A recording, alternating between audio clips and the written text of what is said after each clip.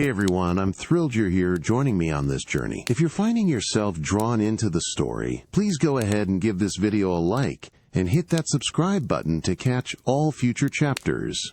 And seriously, I'd love to know, where are you tuning in from right now? And what time is it for you as you dive into this? The year is 1698. You wake up in the middle of a suffocating, earthy darkness, a sudden, jarring displacement. One moment, you were adrift, suspended in the familiar, life-giving currents of elsewhere. The next, an incredible force rips through the fabric of your existence. There's a split second of impossible speed, a dizzying tumble through nothingness, then a violent, bone-jarring impact slams through your entire being. Not bone, really.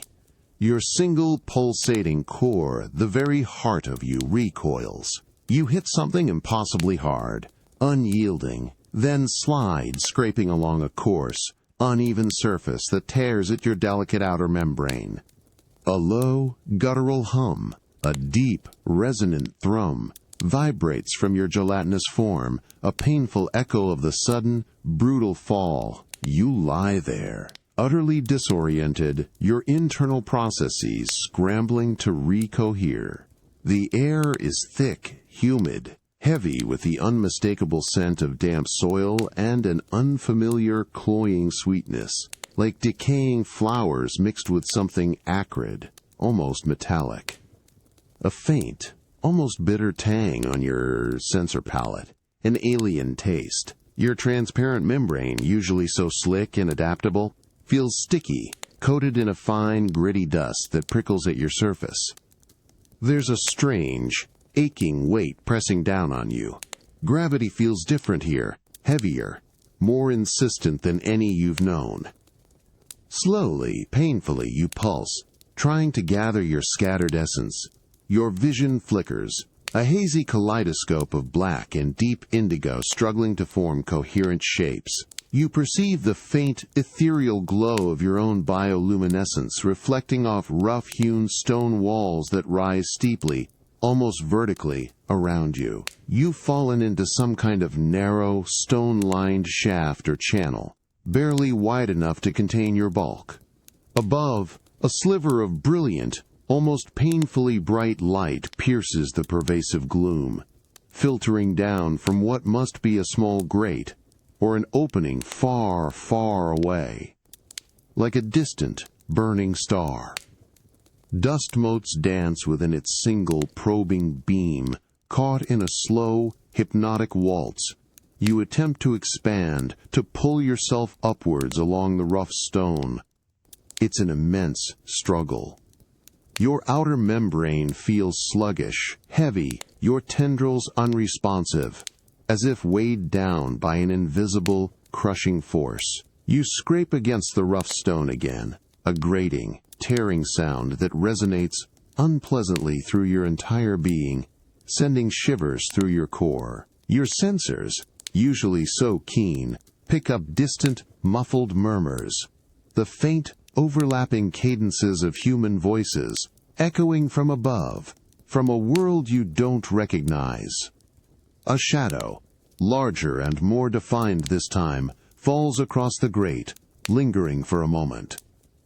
You detect a brief flicker of curiosity, then a shrug, before it moves away, oblivious. This world is vast, utterly strange, and entirely unyielding to your presence. You are utterly alone, a living, pulsating alien entity, trapped in a cold, hard world of stone and unfamiliar, overwhelming smells. It's an odd feeling, this profound helplessness.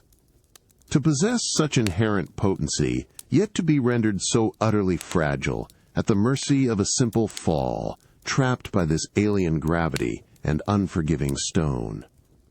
It makes you wonder, as your core pulses with an ache you can't quite identify, how many times a being, or a body, can be broken and still somehow find the will, the impulse, to try and rise again. The jarring cold hits you first, a shocking contrast to the damp, gritty stone of the shaft. You've somehow pulled yourself out, or perhaps slipped further, onto a surface impossibly smooth, chillingly vast. It feels like a sheet of frozen river water, but solid, unyielding beneath your delicate membrane. A deep, bone-penetrating chill seeps into your core, a sensation you register as profound discomfort. The air here, in stark contrast to the thick, humid darkness you left, is dry and strangely still, carrying only the faintest whisper of exotic spices and something sweet, like burnt sugar. You attempt to expand, to pull your mass forward. Every pulse, every effort to ooze, is met with resistance. Your tendrils, usually so adept at gripping, slide over the polished surface, finding no purchase. It's like trying to move across a giant, slick mirror. You perceive intricate patterns carved into the stone, delicate floral designs and sweeping calligraphic lines, dizzying geometric symmetries that seem to stretch endlessly in every direction, fading into an ethereal glow. The light here is utterly different, not the oppressive gloom of the pit, but an almost blinding brilliance, diffused and softened, bouncing off pearlescent white surfaces. You lift your main mass slightly, feeling the cool air pass beneath you, and your vision finally clears enough to take in a breathtaking expanse of carved marble, rising in impossibly elegant arches and soaring domes. This space is immense, far larger than anything you have ever encountered, a sculpted void that echoes with silence, broken only by the distant muffled sounds of a world beyond these walls. You hear faint, rhythmic scuffing, a soft dragging noise that steadily grows louder, then abruptly fades. You perceive the vibrations of approaching footsteps through the marble, a distinct thrumming that shakes your core. Instinctively you shrink, pulling your gelatinous form inward, making yourself as flat and inconspicuous as possible against the cool, white floor. A procession of human figures passes, their colorful robes brushing perilously close, their bare feet silent as they glide across the polished stone. You feel the faint breeze stirred by their movement, a fleeting shift in the otherwise still air. You sense their collective focus on the distant beauty, on the soaring architecture above them, oblivious to the alien life form clinging to their path. The coldness of the marble is relentless, drawing heat from your very essence, a constant, draining presence. You try to absorb nutrients from the stone itself, from the minuscule particulate matter clinging to its surface, but it yields nothing. This environment offers no sustenance, only an endless, beautiful, cold embrace. A small child lagging behind the group stops, their eyes wide and curious, their gaze sweeping the floor. You sense a direct connection, a moment of acute exposure as their eyes almost land on your carefully flattened form. Their small hand points, a tentative finger aimed in your general direction, but before they can make a sound, a parent's hand gently pulls them away, their attention redirected to the grand, distant domes. You exhale a silent pulse of relief, sinking deeper into the unyielding surface. This vast, cold beauty, built to endure beyond lives, beyond empires, feels both magnificent and indifferent. To be so delicate, so utterly out of place, on something so profoundly permanent, it makes you wonder about the purpose of such lasting structures, if they are meant to outlive even the memory of those who built them, and what it means for something so fragile like you to briefly touch its enduring surface. The constant, draining cold of the marble forces a new kind of action. You feel a subtle, insistent pull from deep within your core, urging you to change, to adapt. It's an instinct, raw and powerful, demanding you become less obvious, less alien against this pale, unforgiving expanse. You press your entire ventral surface into the cool stone, feeling the intricate raised patterns of the floral inlays and geometric designs imprint themselves onto your membrane. A shiver, not of cold, but of focused effort, ripples through your transparent body. You begin to expand, not outwards, but laterally, stretching and thinning your form, trying to flow into the shallow depressions of the marble's ornate carvings. It's an immense strain, like pushing thick, warm honey through a sieve. Your tendrils, usually so active, retract, pulling your mass as close as possible to the surface.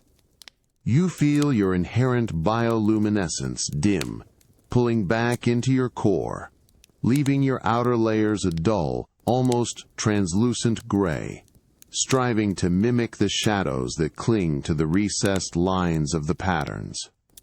The stone's texture, previously just a smooth, cold surface, now feels like a complex map beneath you, a series of tiny ridges and valleys you must seamlessly occupy. You hold your breath, or rather you cease the subtle internal currents that usually circulate within your gelatinous form. Time stretches, marked only by the slow, almost imperceptible shift of light, as the sun high above traces its arc. You perceive the distant murmur of human voices again, closer this time, accompanied by the rustle of fabric and the soft shuffle of bare feet. They are approaching, a group of figures, their vibrant clothing a stark contrast to the monument's serene whiteness. You feel a vibration in the marble, distinct footsteps growing stronger, then slowing. A shadow falls over you, not a fleeting one like before, but a solid, encompassing darkness. You sense a human figure kneeling, their presence warm and close. Your sensors pick up the faint scent of jasmine and wood smoke. You flatten yourself further, becoming as thin and inert as possible, a barely visible smear against the white. You hear a soft murmur, a sigh. Then the gentle touch of a hand passes across the marble, just inches from your hidden form, tracing the very pattern you are trying to imitate. You remain utterly still, every nerve, every fiber of your being screaming with the effort of camouflage. The hand lingers, then pulls away. The figure rises, and the shadow recedes. You hear the soft, rhythmic chanting of prayers, a low, resonant hum that vibrates through the very stone, a sound that feels ancient, foreign, and yet somehow oddly comforting in its consistent rhythm. The light returns, washing over you, but you remain hidden, still perfectly camouflaged, a ghost against the intricate designs. The effort of holding this form is immense, a constant drain on your limited energy. Your core pulses with a dull ache, a profound exhaustion. Yet, you persist. To be seen is to be undone, you realize.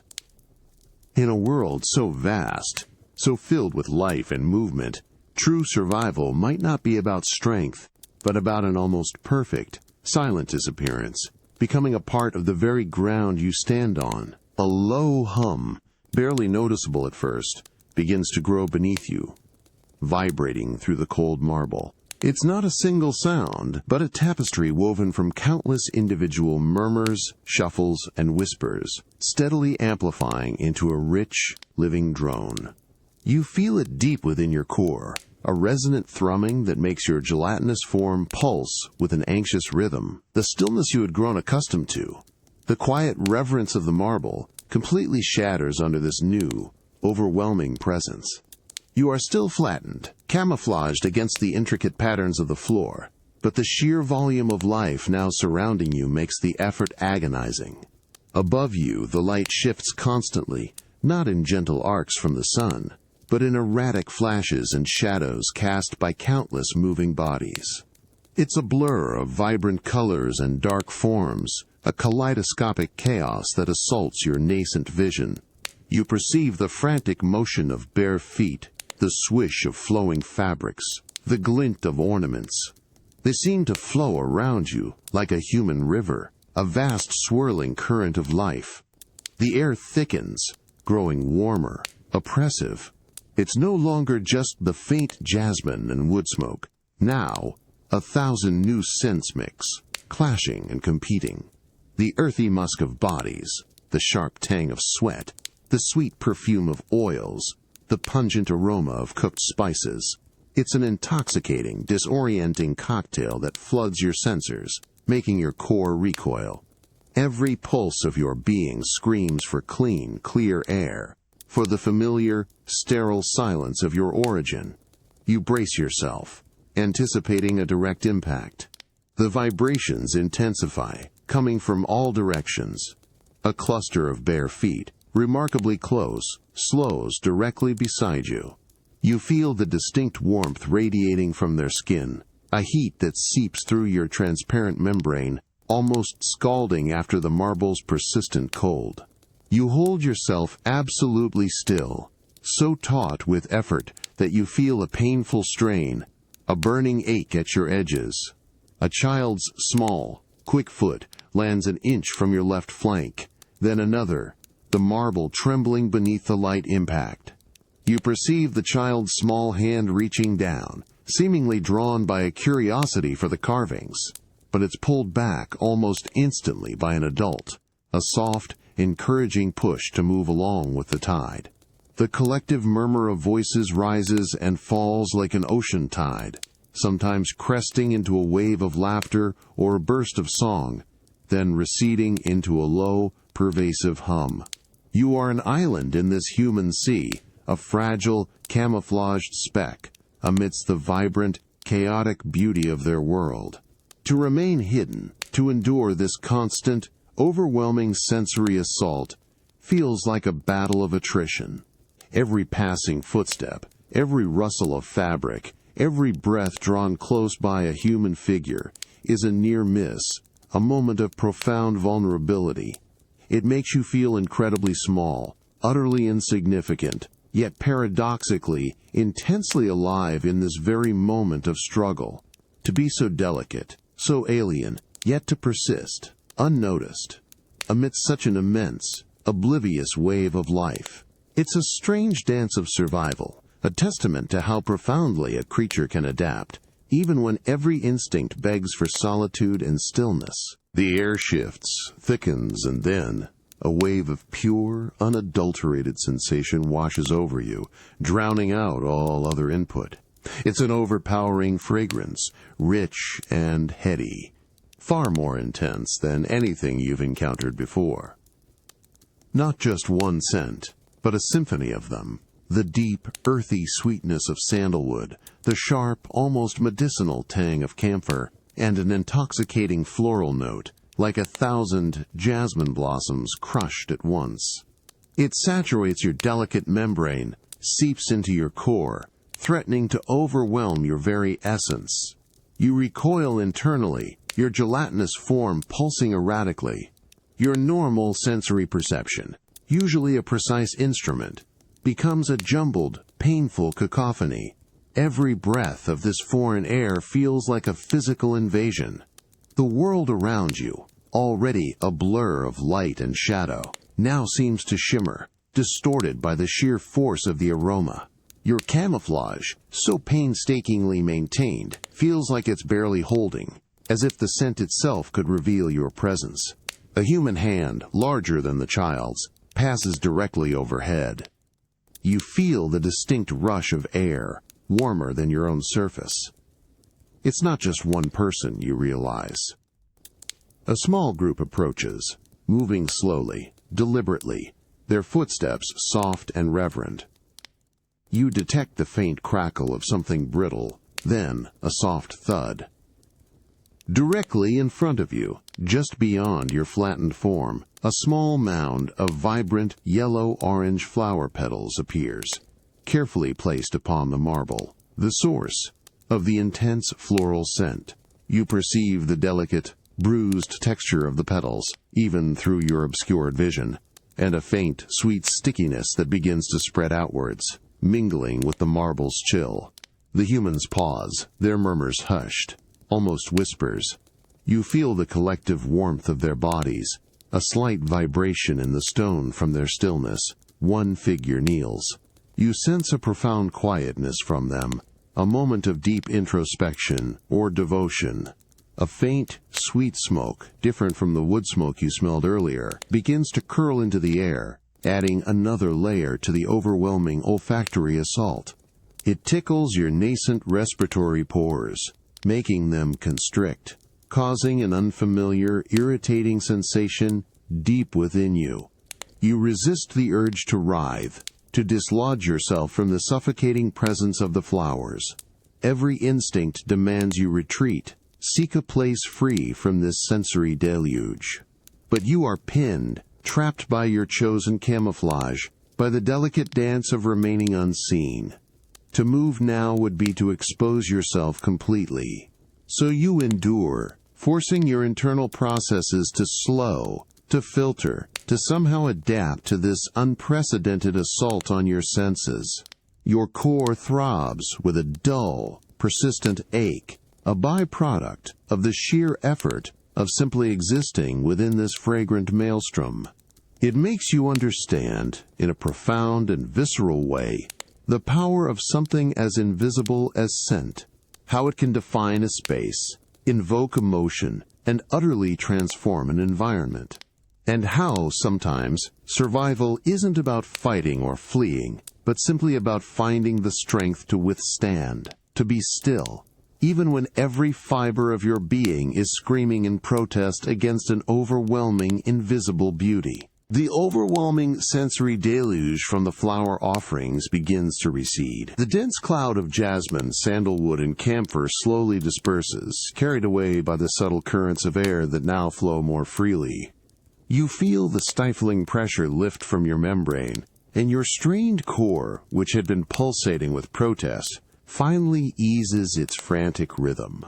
The constant, intrusive warmth of human bodies pulls away, replaced by the familiar, draining chill of the marble beneath you. But even that feels like a welcome return to a more manageable discomfort.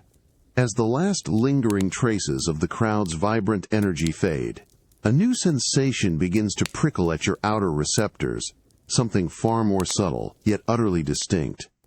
It's a faint, almost imperceptible warmth, not a surface heat, but a deep, resonant thrumming that seems to emanate from within the very stone itself.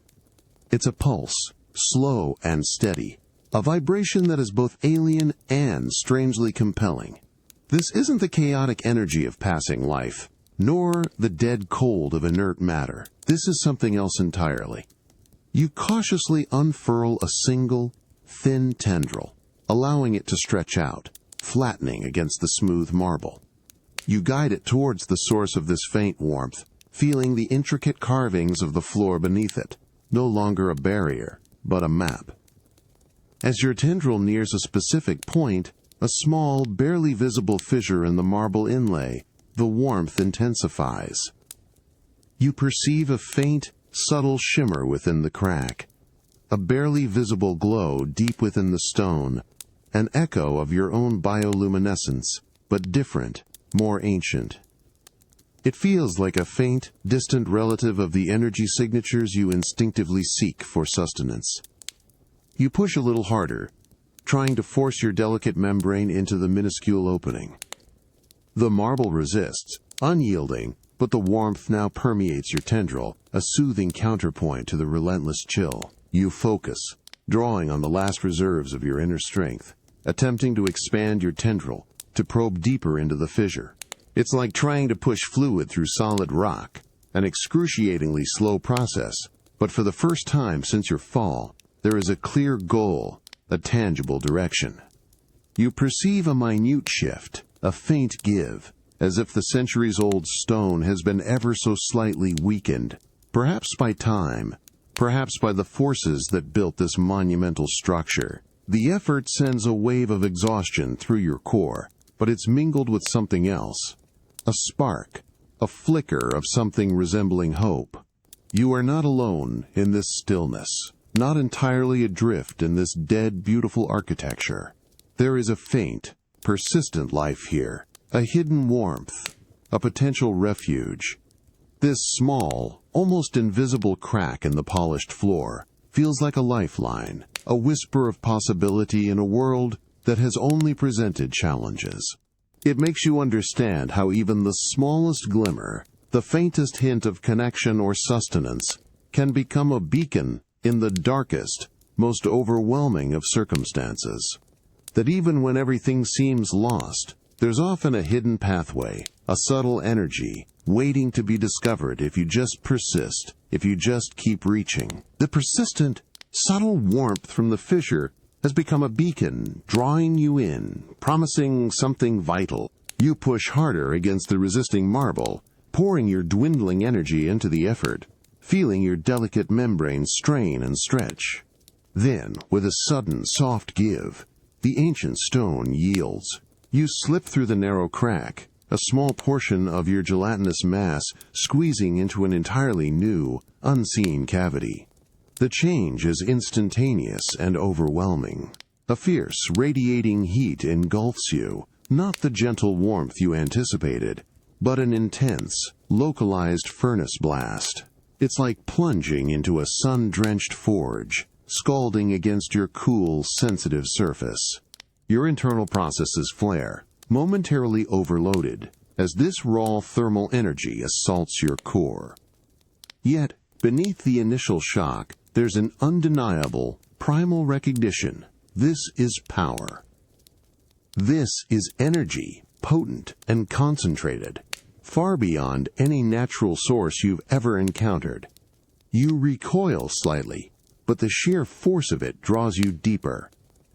Your sensors perceive smooth, impossibly hard surfaces within this cavity, a strange metallic scent that hints at immense, contained power.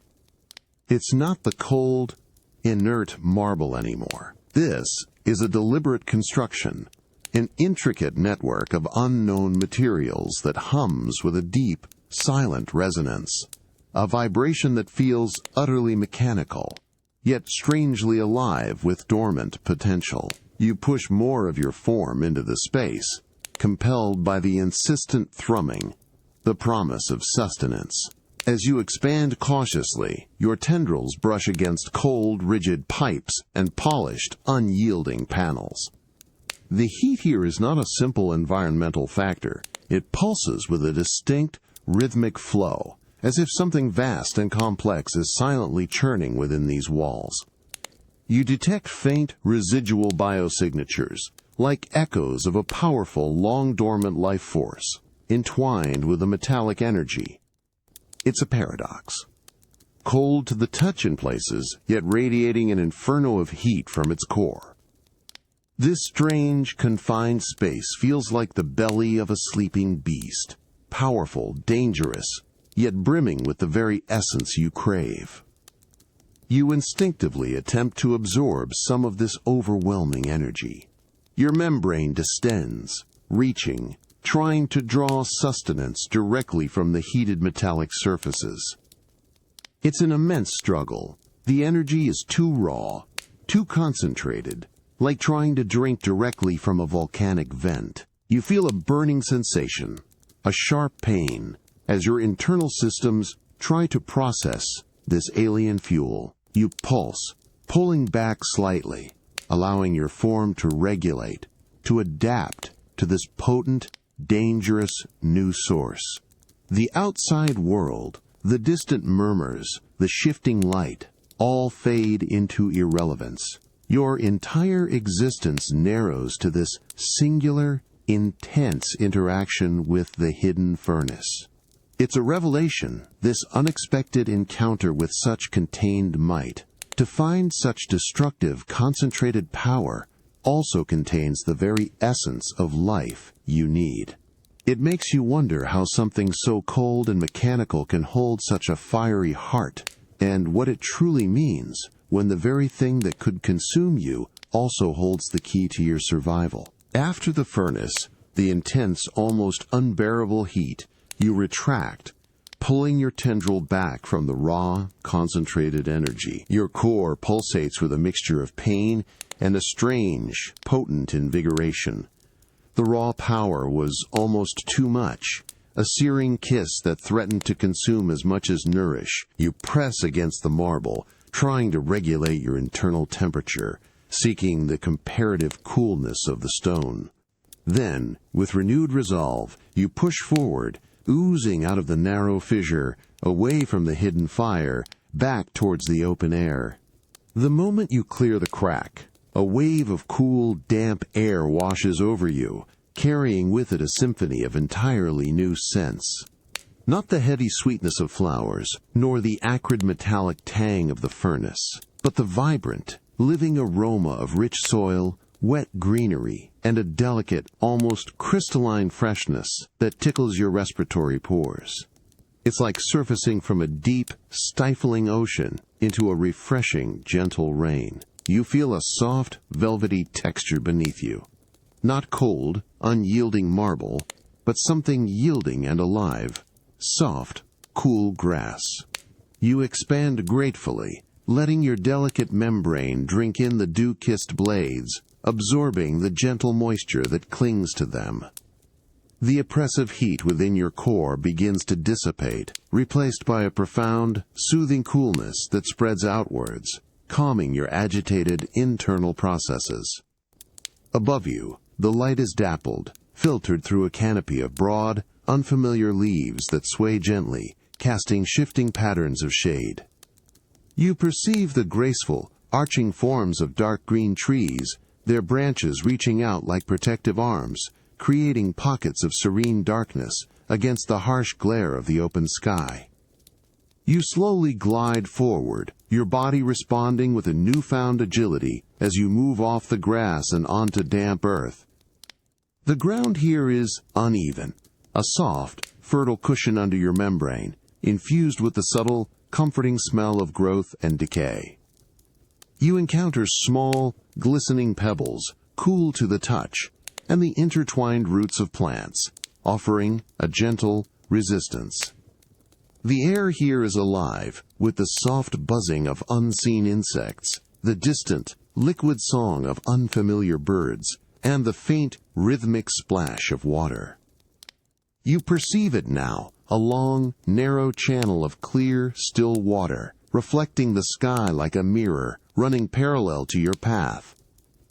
A group of human figures sits quietly on a stone bench nearby, their voices soft, almost a murmur against the backdrop of nature. You see a woman adjusting her sari, her movements fluid and calm, while a man beside her gestures gently towards the water. They seem at peace here, seeking refuge from the relentless sun, much like you seek refuge from the pervasive heat. You remain hidden in the shade of a low-hanging bush, a small, dark form against the deeper shadows, observing their tranquility. This oasis of shade, this pocket of cool, living earth, feels like a balm after the searing intensity of the hidden furnace. It's a stark reminder that even amidst grandeur and hidden power, there is always a need for quiet, for respite, for a space where life can simply breathe. It makes you wonder about the delicate balance between the fierce energy that drives you and the gentle calm that sustains you, and how both are essential parts of enduring this strange, new existence. The soothing coolness of the shaded garden, initially a reprieve, has now become a dull, persistent drain. You lie nestled amongst the cool, damp earth and grass, but the energy you briefly absorbed from the hidden furnace has dwindled, and this tranquil environment offers no comparable source. Your core, once invigorated, now throbs with a growing emptiness, a low, aching hunger that pulls at your essence. The gentle sounds of the garden, the soft chirping of birds, the rustle of leaves, now feel distant, muted, as your internal focus narrows to the insistent demand for sustenance. You attempt to draw energy from the soil, from the verdant plant life around you. Your tendrils spread, probing, searching, but the yield is minimal, barely enough to sustain the most basic functions. It's like trying to draw warmth from an ice cube. The raw, potent energy that fueled your kind is simply not present in this soft biological world. The sun, when it briefly pierces the canopy, offers only a fleeting weak warmth, quickly absorbed by the surrounding foliage. Your bioluminescence, which briefly flared after your encounter with the furnace, now dims, fading to a barely visible flicker, mirroring your dwindling reserves. A small, buzzing insect, its wing beats a frantic blur, lands delicately on your transparent membrane. You perceive its tiny, fragile form, its intricate patterns, the faint scent of nectar it carries. Instinctively you pulse, a faint, almost unconscious attempt to absorb its life force. But it's too small, too fleeting. It takes flight, almost immediately, a mere shadow against the dappled light, leaving you no richer for its brief presence. The effort of even that minor attempt leaves you feeling more depleted. You pull your form tighter, shrinking slightly, trying to conserve every last scrap of energy. The cool earth beneath you, once comforting, now feels simply cold, drawing away the last remnants of your internal warmth. The gentle breeze rustling through the leaves feels almost sharp against your increasingly sensitive membrane. The distant murmurs of human voices seem to amplify, each sound a reminder of the vibrant, living world that surrounds you, a world you cannot fully engage with or draw from. A sudden gust of wind tears through the garden, rustling the leaves violently, shaking loose a shower of tiny dry petals from a nearby flower. They drift down, settling on your membrane, light as dust, yet they feel like a heavy blanket, a reminder of your vulnerability, your passive, draining existence in this peaceful but unyielding environment.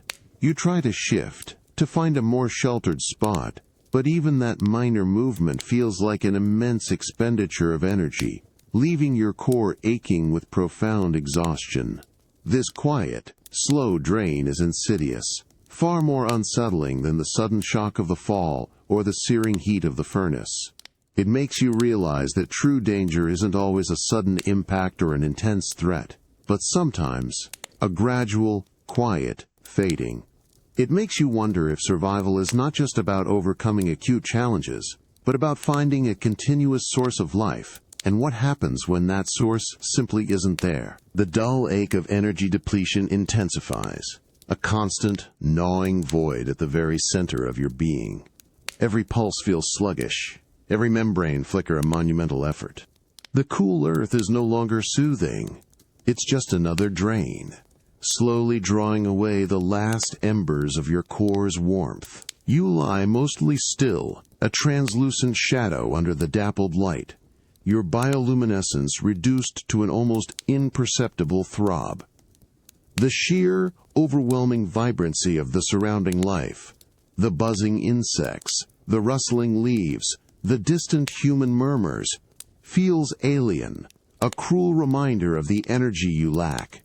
Then, a faint metallic taste prickles your sensor palate, carried on a subtle current of air that weaves through the garden.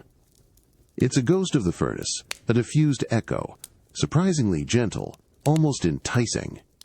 It's not the scalding blast, but a whisper of that immense power, carried on a thread of wind. You follow this ethereal trace, slowly, painfully, oozing out from under the comforting shade of the bush, pushing yourself over the cool, damp grass.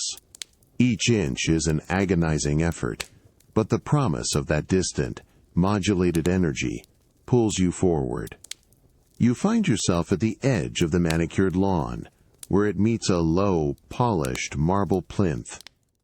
This plinth, unlike the vast, chilling expanse of the main monument, feels subtly different. It radiates a faint, consistent warmth, not the harsh furnace heat, nor the sun's direct glare, but something sustained, like a banked ember. Your delicate membrane confirms it. The internal network of the colossal structure itself seems to act as a vast, natural conduit, diffusing the raw energy you encountered earlier, bleeding off its intense heat into the surrounding stone in a more manageable form. You press your entire ventral surface against the smooth marble of the plinth. A profound, soothing warmth begins to seep into your transparent form, a gentle current of energy, steady and constant. It's not an explosive surge, but a slow, nourishing infusion that begins to reignite your core. Your tendrils instinctively spread, adhering to the intricate carvings of the plinth, drawing in the warmth like thirsty roots drinking water. You feel your internal processes stabilize, the frantic hunger receding, replaced by a deep, quiet satisfaction. Your bioluminescence, which had almost faded completely, now begins to pulse with a renewed, soft glow, a faint blue light spreading through your translucent form. As you absorb, you perceive the subtle nuances of the marble, the faint vibrations from the distant core of the monument, the slow, rhythmic expansion and contraction of the stone as it disperses the inner heat. This isn't just a surface. It's a vast passive energy grid, an accidental diffuser channeling life into its very fabric. A small lizard, its scales shimmering green, crawls across the plinth nearby, basking in the same gentle warmth, completely oblivious to your presence, a tiny, cold-blooded creature seeking the same vital heat. This unexpected discovery, this ingenious way the stone itself mediates power, reveals a fundamental truth. Sometimes the most effective solution isn't to directly confront overwhelming force, but to understand its flow, to find the subtle pathways it creates, and to adapt to those currents. To realize that sometimes the greatest strength lies not in direct power, but in intelligent assimilation. You've moved, finally, away from the quiet, nourishing warmth of the plinth, compelled by a new, sharp tang in the air. It's a metallic, almost coppery scent, unlike anything you've encountered so far, interwoven with a strange, damp earthiness. The marble beneath you, though still cool, now carries a different vibration, a dull thrumming that seems to pulse from deeper within the structure itself. Your internal processes, fortified by the diffused energy, are more alert, more responsive. The subtle shift in the air gives way to an undeniable current of cool, moist wind. It sweeps past you, raising goosebumps on your delicate membrane. It carries with it a surprising chill, a refreshing contrast to the ambient warmth, yet laced with that unsettling metallic odor. You glide forward, your body responding with a renewed sense of purpose, drawn by this unusual combination of cold and metallic tang. Suddenly, the soft, distant murmurs of the garden are replaced by distinct, echoing sounds, amplified by stone. A rapid series of sharp, rhythmic clangs resonates through the air, piercing the stillness. It's a repeated, metallic strike, followed by a resonant chipping sound, then a faint, grinding rasp. Each impact sends a jolt through your core, a physical vibration that is both startling and, in a strange way, exhilarating. These are not the sounds of passing crowds or natural life. These are deliberate, percussive actions. You perceive the source now, through a narrow, unadorned archway, leading into a deeper, darker part of the monument.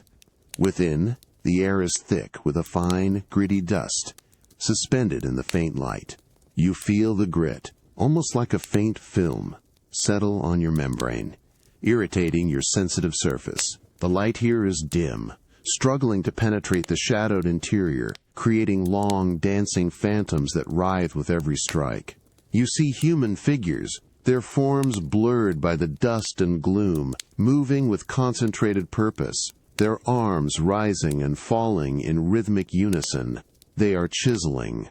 You perceive the glint of metal tools striking stone, the precise, forceful blows carving new patterns into the ancient walls. The metallic scent intensifies, mingling with the sharp, acrid odor of freshly broken stone. You detect the subtle warmth of their bodies, concentrated in the focused effort, the faint scent of their sweat. One figure, their face obscured by dust, turns, their gaze sweeping the dark recess of the archway. You flatten yourself instantly, blending into the mottled shadows and uneven texture of the stone floor, once again becoming a translucent, camouflaged speck.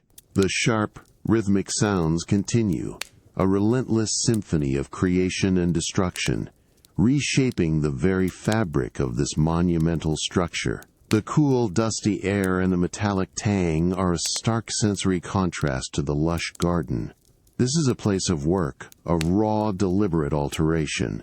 It makes you understand how profoundly humans interact with their environment, not just by existing within it, but by actively molding and changing it, stone by painstaking stone, and how, even in silence, their tools can sing a powerful, resonant song of transformation. The sharp, rhythmic clang of metal on stone has faded completely, replaced by a profound, almost absolute silence. The fine, abrasive dust that irritated your membrane has settled, leaving the air crisp, cool, and surprisingly clean. You feel the temperature drop, a sharp contrast to the day's lingering warmth, as the monumental structure breathes out the heat it absorbed. A new, ethereal light now bathes the marble, transforming its stark whiteness into a luminous, otherworldly glow. It's a soft, silver radiance, casting incredibly long, sharply defined shadows that stretch like inky rivers across the vast, empty expanse of the plaza. You slowly expand, peeling yourself away from the rough stone where you camouflaged, feeling a fresh wave of cool air caress your entire surface. The pervasive scent of human activity, the spice, the sweat, the flowers, is gone, replaced by a delicate, almost sterile aroma of cold marble and distant, dewy earth. You glide forward, your form responding with a renewed fluidity, leaving the cluttered, dusty confines of the chiseling work behind. This is a different world. The boundless spaces that felt overwhelming and exposed during the day now feel serene, majestic. The intricate floral patterns carved into the marble floors and walls, previously admired under the harsh sun or dim interior light, now seem to shimmer and dance under the moon's gentle gaze. Each delicate inlay, each sweeping line of calligraphy, is highlighted by the silver light, throwing subtle relief into sharp focus. You perceive the incredible artistry, the countless hours of human labor poured into this enduring beauty, a silent testament to a forgotten passion. You slide across the smooth, cold marble, your passage almost effortless in this new silence. The entire plaza is deserted, a vast, echoing stage where only the wind, carrying a faint, distant whisper of night jasmine, dares to move. Above you, the grand dome rises, impossibly vast and perfectly symmetrical, a luminous pearl against the velvet black sky. You feel its immense scale, its silent grandeur, pulling at something deep within your core, a sense of awe at such profound, quiet beauty. Suddenly, a flicker of movement. A small, dark shape darts across a far corner of the plaza, a silent echo in the moonlight. You identify it as a small creature, perhaps a rodent, seeking nocturnal sustenance. Its quick, cautious movements, a stark counterpoint to the monument's enduring stillness. You watch it for a moment, sensing its primal drive, its desperate, unseen hunt. You feel a kinship with its silent existence, both of you small, solitary forms, navigating this vast, indifferent beauty under the same distant stars. The coldness of the marble seeps into you, a constant, low thrum, yet it's no longer hostile. It's simply the nature of this place, an elegant, enduring chill. You realize this structure, built for a human memory, also lives a secret, silent life under the moon. And you, an alien, are now part of its forgotten, nocturnal rhythm. To witness such immense beauty, stripped of its human bustle, bathed in this silver light, makes you consider how many faces a single place can have, and how profoundly different the world can be when experienced in solitude, under a silent sky. The profound stillness of the night, the silvered calm of the deserted plaza, has given way to a new, entirely alien sensation. A pervasive, sweet, smoky aroma now curls into the cool morning air, thick and cloying, yet somehow alluring. It's a complex blend of resins and spices, unlike anything natural you've perceived, almost like a perfumed fog that dulls your other senses. It coats your membrane with a fine, almost imperceptible film, leaving a subtle, lingering taste on your sensors. Then, a low, rhythmic chant begins. Distant at first, a soft, undulating hum that seems to vibrate through the very marble beneath you. It's not the chaotic murmur of a crowd, nor the sharp clang of tools, but a deep, resonant human sound, repeated in a slow, hypnotic cadence. It echoes, reverberating through the vast, empty spaces of the monument, creating a sense of ancient, purposeful movement. Your core pulses, not with alarm, but with a strange, almost sympathetic rhythm, drawn into the primal beat. As you glide forward, drawn by the insistent rhythm and the intoxicating scent, you perceive a soft, flickering glow ahead, painting the pure white marble walls with dancing shadows of gold and crimson. The chants grow louder, clearer, now accompanied by the gentle metallic ringing of small bells and the subtle percussive tap of unseen instruments. The air grows warmer, thick with the pervasive incense, and you perceive the movement of human figures, their forms draped in flowing fabrics, moving with a synchronized, almost ritualistic grace. You realize you've arrived at one of the flanking structures, not the main mausoleum, but a smaller, elegant building. Through an ornate archway, you observe a small congregation.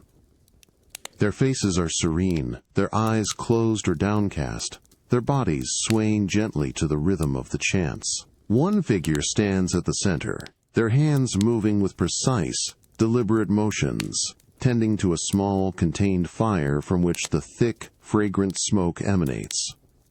You perceive the distinct heat from the flames, a contained warmth that battles the morning chill, sending tendrils of heat and scent out into the monument. You are drawn to a small, intricate niche carved into the marble wall, bathed in the soft, flickering light.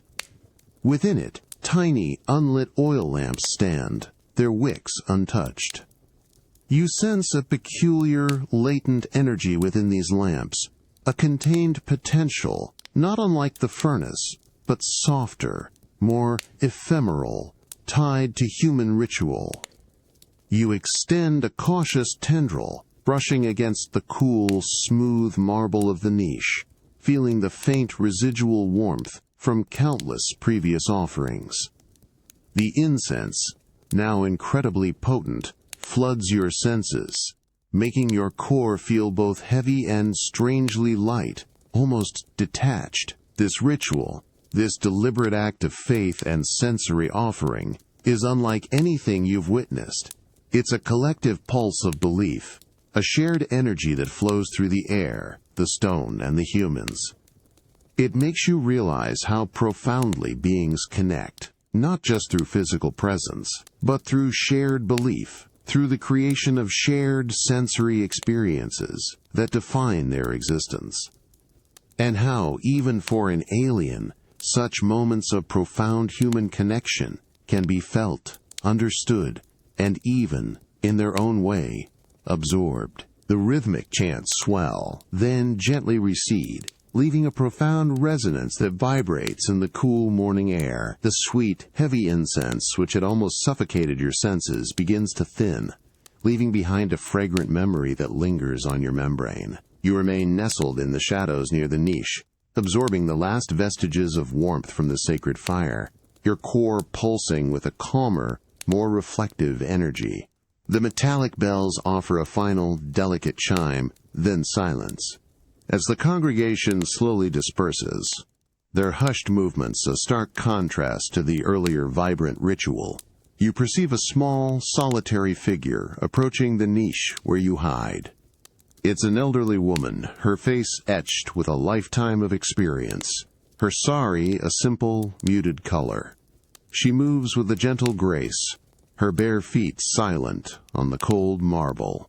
In her hands, she carries a single, freshly cut flower, a vibrant marigold, its petals still dewy with morning moisture, and a tiny, almost invisible pinch of what you perceive to be a finely ground, fragrant spice. She kneels before the niche, directly in front of your hiding place. You feel the faint warmth radiating from her body, so close now, and the delicate scent of her skin, aged and soft. Her eyes, though weary, hold a profound depth, a quiet sadness, mingled with an unwavering resolve. She doesn't notice you, perfectly camouflaged in the shadows of the carving. Her gaze is fixed on the unlit oil lamps within the niche, a silent conversation unfolding. With incredibly delicate fingers, she places the marigold carefully into the niche, just inches from your form. Then, with a slow, deliberate movement, she pinches a minuscule amount of the fragrant spice between her thumb and forefinger and sprinkles it over the flower, a silent offering. You perceive the tiny particles drifting down, settling on your membrane, each one a burst of exotic sweetness. She bows her head, her lips moving in an inaudible prayer, a moment of profound, vulnerable quietness. In that profound stillness, as she presses her forehead to the cold marble in an act of deep reverence, you feel a connection, an almost empathic resonance.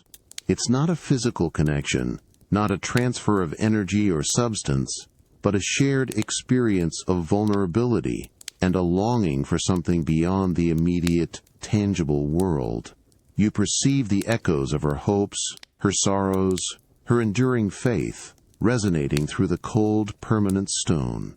Her simple, silent gesture, her profound humility, creates a ripple of pure emotion that transcends species, transcends understanding. She rises, her movements as gentle as before, casts one last, lingering look at the offering, then slowly turns and walks away, disappearing into the vastness of the monument. You are left alone, with the fading scent of incense, the fresh marigold, and the subtle lingering spice on your membrane. It makes you realize how deeply intertwined pain and hope can be, how quiet, simple acts can carry immense weight, and how, even across unfathomable differences, the core of existence, the simple act of living and feeling, can resonate in profoundly similar ways. The delicate scent of marigold and lingering incense from the niche has faded, replaced by a completely new, earthy and damp aroma. It's the smell of stagnant water, thick with algae and decay, yet paradoxically alive with a hidden vibrancy.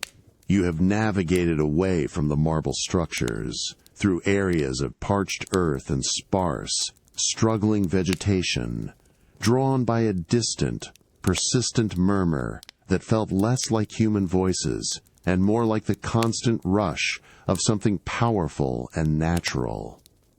You now find yourself at the edge of a vast, brown expanse. It's a river, impossibly wide, its surface a swirling tapestry of murky greens and browns, reflecting the pale, hazy sky like a bruised mirror.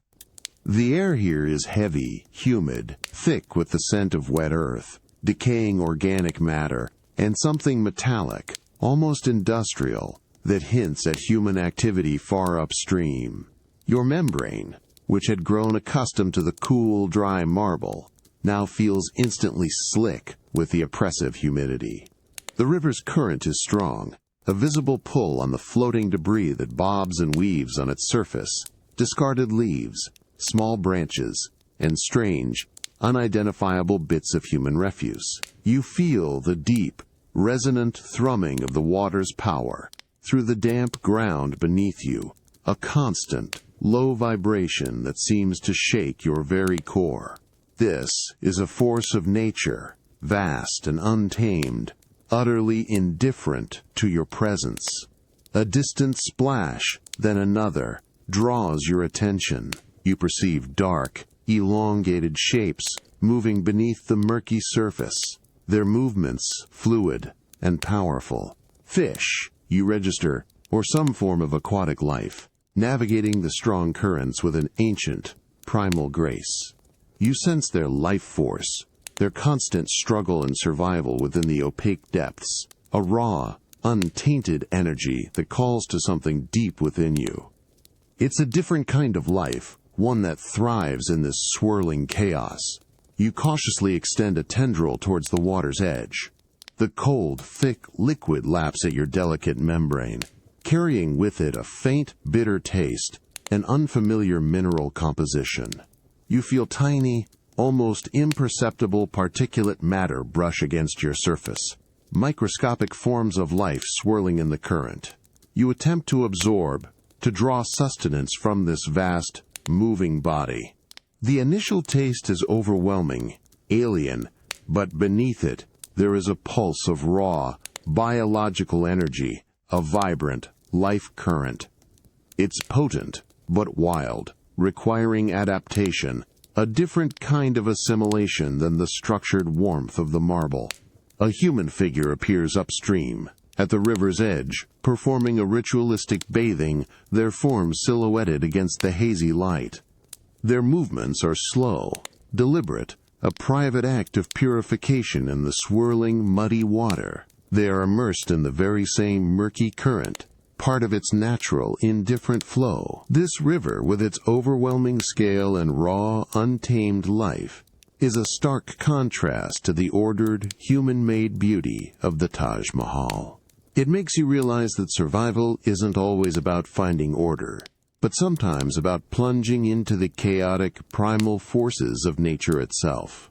It makes you wonder how much untamed, hidden life exists just beyond the edges of human creation, and what it truly means to be carried by a current far greater than yourself. The frantic, swirling chaos of the main river current has given way to an almost unnatural stillness. You've navigated away from the powerful flow, pulled towards a quieter inlet where the water laps gently at the shore, barely disturbing the fine silt at its edge.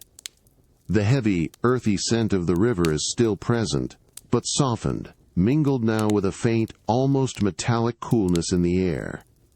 The humid oppression is less intense here, a subtle breeze stirring the surface of the water, making it shimmer like polished obsidian. You glide to the very edge, your delicate membrane brushing against damp, moss-covered stones. The water here is clearer, shallower, allowing your nascent vision to penetrate beyond the surface, revealing the blurry outlines of smooth river stones and a few slow-moving, translucent aquatic organisms. But it's the surface itself that truly arrests your attention. It's an impossibly perfect mirror, reflecting the world above with startling clarity. You perceive it now, suspended upside down in this liquid plain, the majestic, luminous form of the great monument, its towering dome, and elegant minarets stretching towards an inverted sky.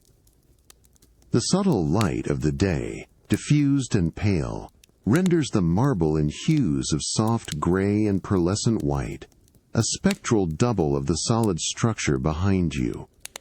Every intricate carving, every sweeping arch is rendered with breathtaking precision, a perfect, silent illusion. Then you see yourself. Your own transparent, gelatinous form, a faint, pulsing blue against the mirrored stone, appears in the reflection. It's a luminous double, an ethereal ghost, flickering slightly with your inherent bioluminescence. You perceive the subtle undulations of your membrane, the faint internal currents that define your existence, all perfectly replicated in the watery surface. For a long moment you remain utterly still, observing this visual feedback, a rare instance of perceiving your own physical presence in this alien world. It is startling, almost disorienting, to see yourself from an external perspective. You extend a single, Tentative tendril. Slowly, carefully, towards your reflection. As the tendril breaks the glassy surface, a ripple expands outwards, distorting the perfect image. Your luminous double shatters into 1,000 fragmented lines of light, the mirrored monument dissolving into a chaotic dance of fractured shapes. The cool water swirls around your tendril, a soft, almost caressing touch. You hold it there, feeling the gentle current, watching the world reform, slowly, painstakingly, as the ripples subside, drawing the fractured pieces of your reflection back into a cohesive whole. This moment of quiet observation, of seeing and being seen by an inanimate surface, offers a strange kind of peace. To see your own existence as a fleeting shimmer on the world's face, easily disturbed, yet always returning. It makes you wonder how much of what we perceive as solid is merely a reflection, and how much of what defines us lies not in our tangible form, but in the unseen depths beneath the surface, undisturbed by any ripple. The soft, reflective calm of the river's edge is abruptly shattered. A high-pitched giggle, sharp and clear, cuts through the humid air, followed by the patter of small, quick feet on the nearby path. It's not the slow, rhythmic cadence of adults, but the energetic, almost chaotic rush of youth. You instinctively retract, pulling your tendril from the water, sensing the abrupt shift in the environment. The air now carries the faint, sweet scent of fruit and the light, energetic aroma of innocent play. You glimpse them first, a small group of children, their bright clothes, a splash of vibrant color against the muted greens and browns of the riverbank. They are chasing each other, their laughter echoing, their movements unburdened by the adult reverence for the monument or the river's silent power. One child, smaller than the rest, stumbles slightly, their attention momentarily caught by a shimmering insect hovering over a patch of wildflowers. Their eyes, wide and luminous with curiosity, then drop, scanning the ground, following the erratic flight of the insect. Their gaze sweeps across the damp, moss-covered stones where you had been observing your reflection. For a split second, their eyes lock onto your partially retracted form, now trying to blend into the shadows of the riverbank. There's a sudden, profound stillness in the child's movement, a sharp intake of breath. Their small hand, grubby with earth, points, not with fear, but with an almost breathless wonder. You feel their direct focus, an unadulterated, innocent observation that cuts through all your attempts at camouflage. The child takes a tentative step closer, their bare feet silent on the soft earth. Their head tilts, their dark eyes trying to decipher your translucent form, which pulses faintly with a residual, calming blue light. You detect a surge of pure, unadulterated curiosity, an open, non-threatening engagement. There's no adult fear, no frantic retreat, just an overwhelming desire to understand this strange, living shimmer on the stones. You remain perfectly still, frozen in this moment of innocent discovery, your core thrumming with a mixture of apprehension and a strange, unfamiliar openness. The child kneels, slowly, carefully, their face just inches from your membrane. You perceive the warmth of their breath, the faint, sweet scent of their skin, the raw, unfiltered life force radiating from their small body. Their small fingers, hesitant and gentle, reach out, not to grasp, but to simply touch, to confirm the reality of this strange, glowing presence. You feel the soft, feather-light brush of their fingertips against your membrane, a delicate, almost reverent contact.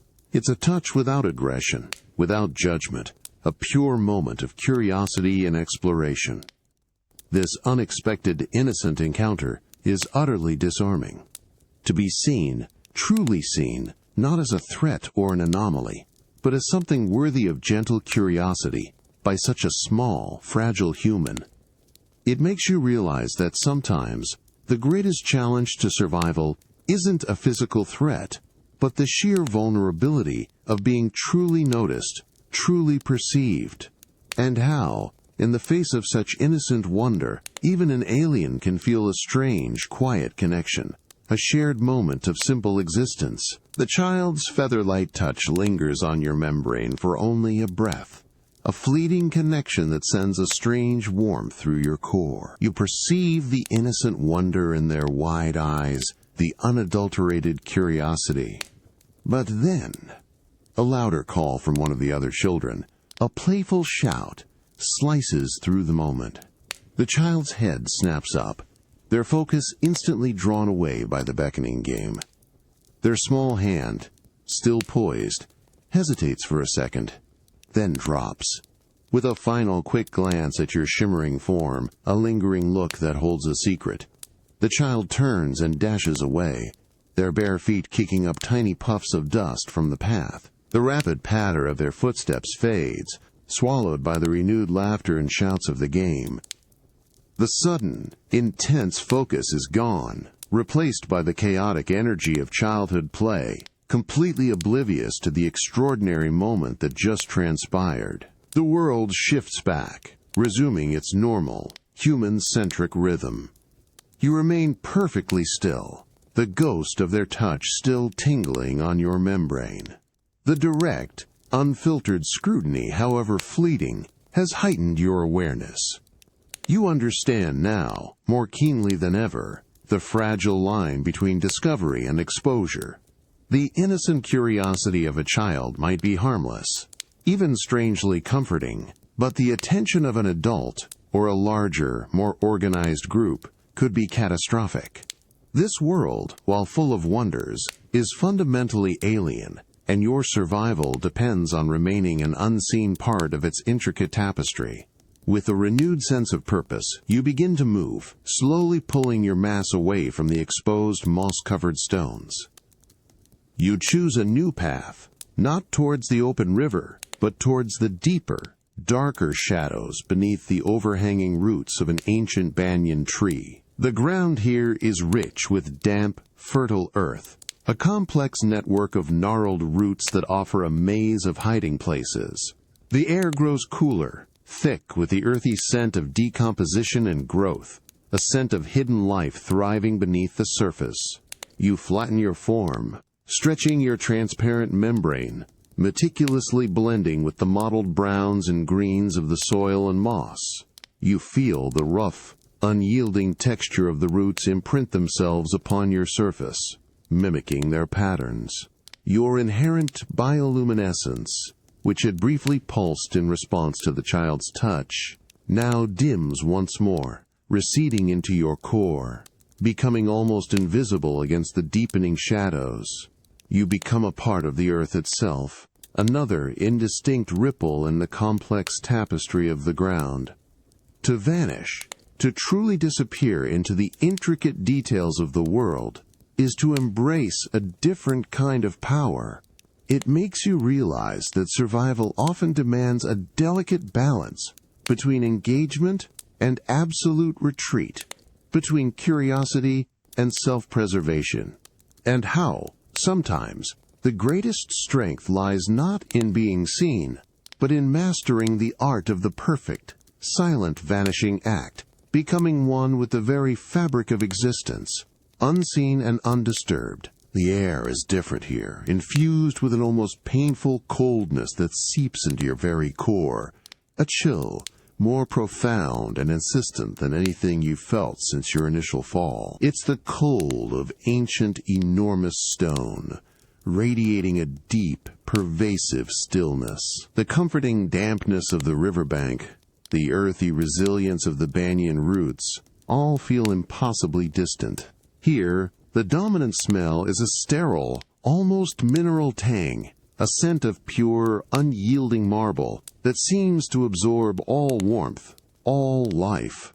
You have once again found yourself within the heart of the main monument, drawn not by energy or scent, but by an inexplicable pull, a silent gravitational force from the colossal structure itself. Your membrane, now adept at mimicking stone, adheres effortlessly to the polished floor, but the sheer scale of the space above you is breathtaking, almost intimidating. You perceive a vast, cavernous hall, its ceilings soaring to dizzying heights, disappearing into a hazy gloom where the light struggles to reach. The air here feels heavy, thick with the weight of centuries, of unspoken reverence, of immense, silent grandeur. Each pulse of your body echoes strangely in this vast chamber, the sound bouncing off unseen surfaces, amplifying your own smallness. The floor stretches endlessly before you, a pristine expanse of white marble, inlaid with patterns so intricate they seem to ripple and flow like frozen water. You glide across it, your movements slow and deliberate, your inherent bioluminescence a faint, almost fearful blue against the oppressive scale. The coldness seeps through your entire form, a constant drain, yet there's also a strange, resonant vibration coming from deep within the marble, a low thrum that feels like the very heartbeat of the monumental structure. A pair of human figures enters the periphery of your vision, moving with a slow, almost reverent pace. They are dressed simply, their faces solemn, their bare feet silent on the vast floor. One of them stops, looking upwards, their gaze sweeping the impossibly high ceiling, their head tilting back in an unmistakable gesture of awe. You perceive their profound respect, their quiet absorption in the majesty of the space, completely oblivious to your presence, a tiny, glowing speck clinging to the floor below them. They whisper something, too indistinct to parse, then move on, their soft footsteps quickly swallowed by the echoing silence.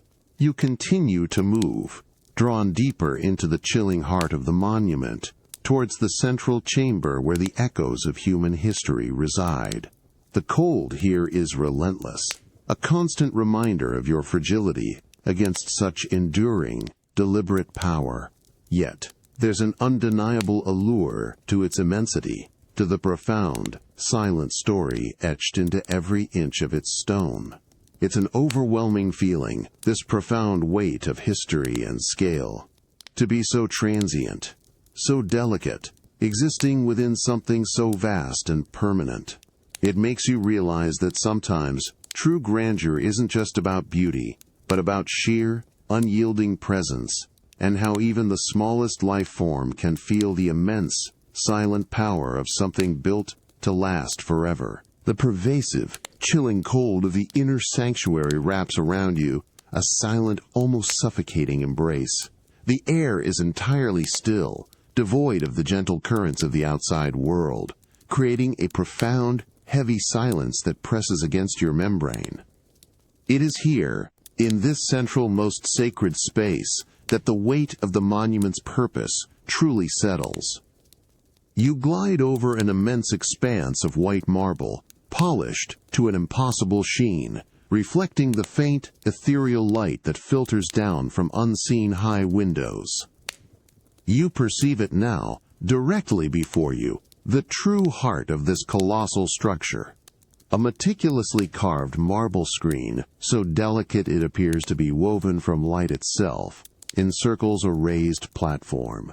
Within this ornate enclosure, two simple, unadorned sarcophagi rest, side by side. They are made of the same luminous white marble, but unlike the intricate patterns of the floor, these are smooth, stark, and utterly silent.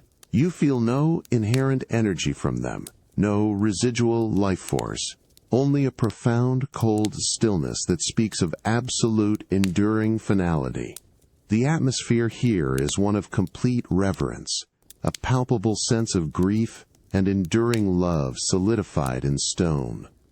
You sense the countless human emotions that have soaked into these walls over centuries: sorrow, devotion, memory, and a deep, aching longing for connection beyond death. This isn't just a tomb, it's a monument to an emotion, a powerful, unspoken story held in the very air. A solitary figure enters the chamber, their footsteps barely a whisper on the polished floor. It's an older man, his head bowed, his face obscured by shadow. He carries a single, delicate rose, its petals a deep crimson red, a stark contrast to the brilliant white surroundings. He approaches the marble screen slowly, reverently, then stops, his hand reaching out, not to touch, but to hover, suspended, just above the cold stone of the sarcophagus. You perceive a deep, resonant sadness emanating from him, a quiet, almost unbearable grief that fills the silent space. He stands there for a long moment, utterly motionless, his entire being radiating a profound, internal suffering. You sense the echoes of a deep, personal loss, a timeless human experience that transcends all barriers. He doesn't make a sound. He simply stands, a living testament to a love that defies even the finality of death. Then, with a slow, deliberate motion, he gently places the crimson rose on the cold marble, a single splash of vibrant life against the eternal white.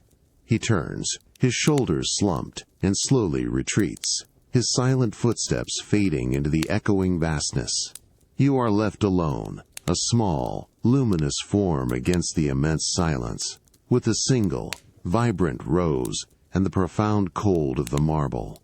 This glimpse into such enduring human emotion, etched in the very fabric of eternity, is overwhelming. It makes you realize that true power isn't always about energy or force, but sometimes about the raw, enduring resilience of the heart, of memory, and of a love that can shape stone and transcend time itself. The profound stillness of the central tomb still lingers, a heavy, silent presence in the air.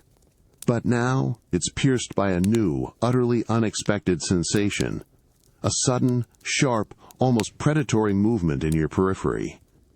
The familiar cold of the marble beneath you feels different now, charged with a subtle tension. The ambient air, once so serene, carries a faint, musky scent you haven't encountered before, a wild, untamed aroma that prickles at your delicate membrane. Then, a flash of movement, a darting shadow, incredibly fast, shoots across the pristine marble floor, directly towards you. You feel a distinct, warm current of air as it passes, its speed a blur. Your core recoils, every instinct screaming to flatten, to disappear. But it's too late. A small, furry creature, its eyes bright and intelligent, skids to a halt just inches from your transparent form. It's a monkey, small but agile, its sleek fur a mottled brown, its tail a lively ? It does not seem aggressive, not overtly threatening.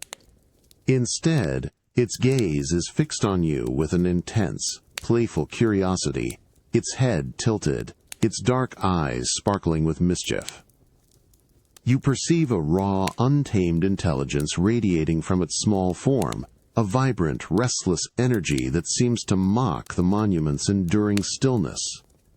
It chitters softly, a high-pitched, almost questioning sound, then extends a tiny, prehensile hand, its fingers surprisingly delicate. It pokes you. A light, inquisitive tap against your membrane, not hard enough to cause damage, but enough to make your core ripple with surprise. Then it pulls back, watching your reaction, its head cocked, its movements quick and jerky. You try to retreat, to ooze backwards, but the monkey mirrors your movement, circling, its tiny, agile paws, making almost no sound on the polished marble. It's a game, you realize, an impromptu dance of playful menace. The monkey chitters again, this time with a hint of challenge, then suddenly leaps, not at you, but over you, its shadow momentarily engulfing your entire form. You feel the distinct rush of air, the faint, warm scent of its fur, as it passes inches above your surface. It lands softly a few feet away, then turns, watching you expectantly, its tail flicking playfully. It's testing you, assessing your reactions, a wild, unscripted interaction in the silent heart of human morning. This encounter is a jolt, a sudden, unpredictable burst of raw wildlife in a place defined by its stillness and human reverence. To be seen, not with fear or worship, but with a mischievous, untamed curiosity. It makes you realize that even in the most hallowed spaces, nature finds its way, asserting its playful, unpredictable presence. And how, sometimes, survival is not just about adapting to the environment, but about navigating the sudden, unexpected whims of the wild and learning to play along. The monkey's playful leap leaves a phantom rush of air across your membrane, a fleeting warmth that quickly dissipates into the marble's chill. You remain flattened, your core thrumming with heightened awareness, watching the small creature. Its bright eyes, full of an almost mischievous intelligence, are still fixed on you. It chitters again, a series of quick, excited sounds, then suddenly drops something small and hard onto the polished marble beside your form. It's a half-eaten fruit, dark brown and shriveled, carrying a distinct, earthy sweetness and a surprising amount of sticky moisture. The monkey backs away a few steps, watching you intently, its tail flicking, as if presenting an offering, or perhaps initiating a strange, unpredictable game. You perceive its curiosity, its active engagement, but also a hint of something more primal, a territorial assertion perhaps, or a simple, wild act of sharing. The scent of the fruit is strong, an unfamiliar, natural sweetness that mixes with the sterile marble air. You cautiously extend a single tendril towards the fruit. Your membrane, which recoiled from the raw heat of the furnace and struggled with the subtle energies of the plant life, now encounters a new biological richness. As your tendril makes contact, the sticky, sweet juices adhere to your surface. You absorb. The energy is not immense, not the concentrated power you found within the stone, but it's raw, organic, and surprisingly potent. A burst of natural sugars and complex nutrients that rush through your core, invigorating your depleted reserves. It's an unexpected, delightful replenishment. The monkey watches your absorption with an almost human-like expression of fascination.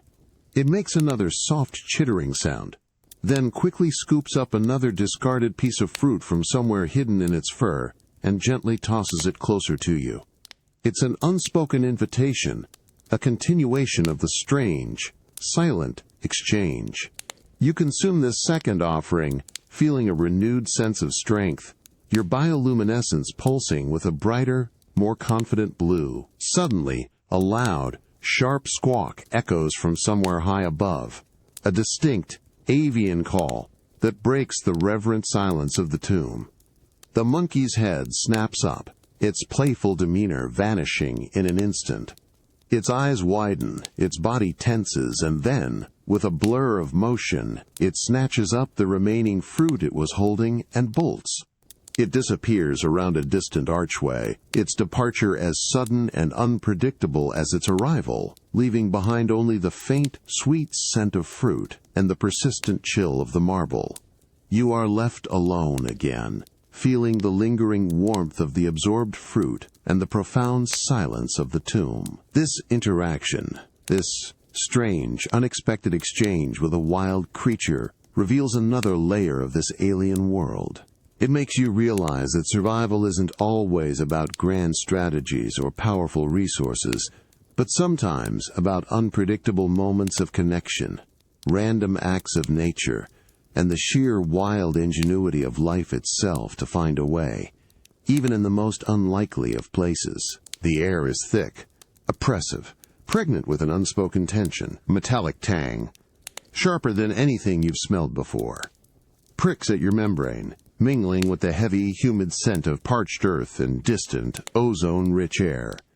The sky above, which you can only glimpse through the high arches of the monument, has transformed. It's no longer a gentle blue or silvered black, but a bruised, leaden gray, streaked with ominous purple and black, an angry bruise across the heavens. A low, resonant rumble vibrates through the very foundations of the marble. A deep, guttural sound that seems to come from the heart of the world itself. It's thunder, distant at first, then closer, building in intensity, shaking your entire core.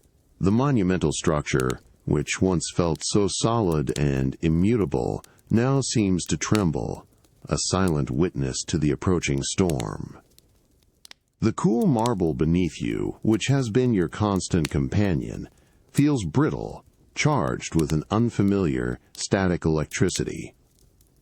A sudden, fierce gust of wind rips through the open archways, carrying with it a swirling vortex of dry, gritty dust and loose leaves. It buffets your transparent form, forcing you to flatten yourself against the marble, struggling for purchase.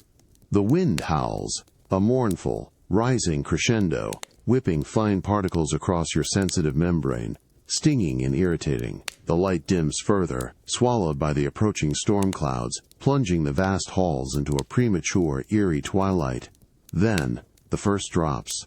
Not a gentle rain, but heavy, fat pellets of water, striking the marble with sharp, explosive splatters. You feel the cold impact, distinct and shocking against your surface, each drop a tiny, miniature explosion. The air instantly saturates with the fresh, clean scent of rain on parched earth, a sudden, powerful aroma that cuts through the metallic tang. The marble, which had absorbed so much heat, seems to sigh, greedily drinking in the sudden deluge. The rain intensifies almost immediately, transforming into a torrential downpour. It streams through the open arches, pooling on the polished marble floors, reflecting the bruised sky in swirling dark patterns. The sound is immense, a deafening roar of water against stone, a relentless, pounding rhythm that drowns out all other senses. You are surrounded by the sheer force of nature, a tempest unleashed, utterly dwarfing the man-made grandeur. You cling to the cold marble, feeling the powerful currents of water rush around you, threatening to dislodge you, to sweep you away. This is not the gentle flow of the river, but an angry, uncontained torrent. Yet, even amidst the chaos, there's a primal satisfaction, a profound quenching of the thirsty earth, a renewal. This violent elemental display is a raw, powerful reminder of the earth's immense, untamed power. To be caught in such a tempest, to feel the fury of the sky and the thirst of the earth, makes you realize that survival often means weathering the most powerful storms, and understanding that even the greatest structures are simply temporary islands in the face of nature's relentless, eternal cycle. The deafening roar of the rain has finally begun to subside, receding from a full-blown torrent to a steady, rhythmic drumming against the marble. The furious wind, which threatened to tear you from your precarious hold, has softened into a gentle, cool breeze that carries the fresh, clean scent of washed stone and earth. The bruised sky overhead, visible through the archways, is still a heavy gray, but streaks of paler light now promise a gradual clearing. The air, though still humid, feels lighter, crisper, as if the world has been thoroughly cleansed. You slowly uncurl, pulling your membrane away from the rougher, sheltered corner you instinctively sought. The marble beneath you is cold, slick with moisture, but no longer violently assaulted by the downpour. Instead, small rivulets of clear, fresh water flow across the polished floor, following the natural contours and drainage channels, carrying away the last vestiges of dust and grime. You feel the refreshing coolness against your membrane, absorbing the pure water with a quiet satisfaction, a deep, cellular replenishment after the arid dry spells.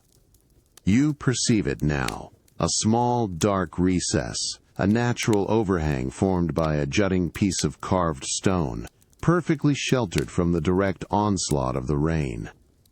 Here the marble remains mostly dry, offering a pocket of relative calm amidst the storm's aftermath.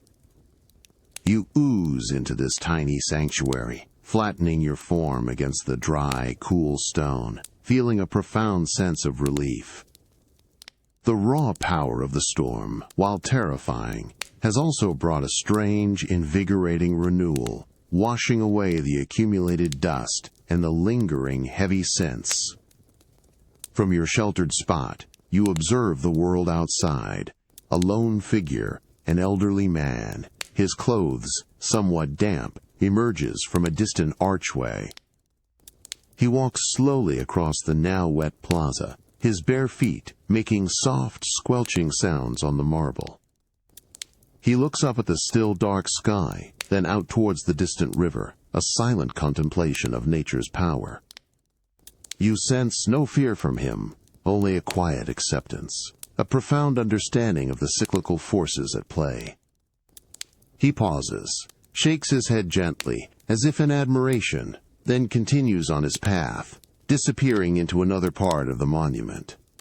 The sounds of the world begin to return, the distant chirping of birds, tentatively resuming their songs, the gentle drip of water from high eaves, and the soft murmur of the now swollen river, its current, still strong, but no longer angry.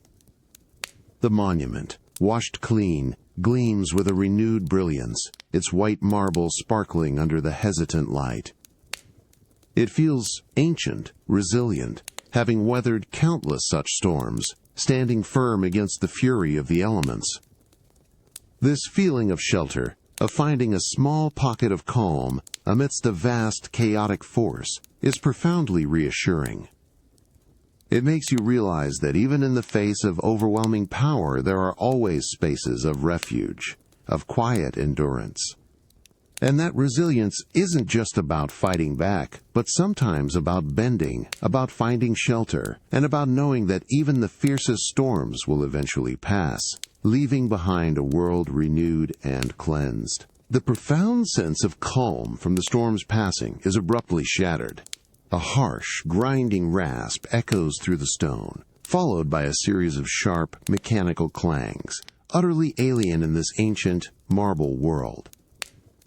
The cool air, once so refreshing, now carries a faint, acrid scent of ozone and something burnt, a smell that prickles at your delicate membrane, indicating immense, uncontrolled energy.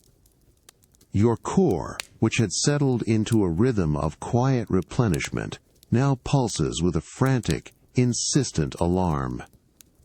You have ventured deeper into the monument's forgotten underbelly, drawn by faint, rhythmic vibrations that resonated from beneath the main structure. Here, the polished marble gives way to rougher, uneven stone, damp with the storm's lingering moisture, imbued with a faint mineral taste. The space is narrower, darker, a labyrinth of hidden passages that seem to hum with a dormant, unnatural energy. The grinding intensifies, a raw, grating sound that vibrates through your entire being, making your gelatinous form ripple with discomfort. You perceive faint, erratic flashes of light from ahead. Not the soft glow of day or moon, but a harsh, flickering orange, like a contained fire struggling for life. This is the hidden furnace again, but something is gravely wrong. Its powerful hum, which once offered sustenance, is now erratic, sputtering, threatening to collapse. You press forward, compelled by an instinct to understand, to perhaps even rectify this imbalance. As you round a tight corner, the sight that greets you is alarming. Twisted metal pipes, once rigid and clean, now appear warped, leaking plumes of scalding steam that hiss and crackle, filling the confined space with a suffocating, superheated mist. The metallic scent is overwhelming, mixed with the sharp, almost painful tang of overcharged energy. A powerful, unstable thermal current blasts outwards, scorching the rough stone walls, making your membrane retract with pain. The core of the furnace, partially exposed by a ruptured panel, is glowing with an unnatural, furious intensity, pulsing erratically like a dying star.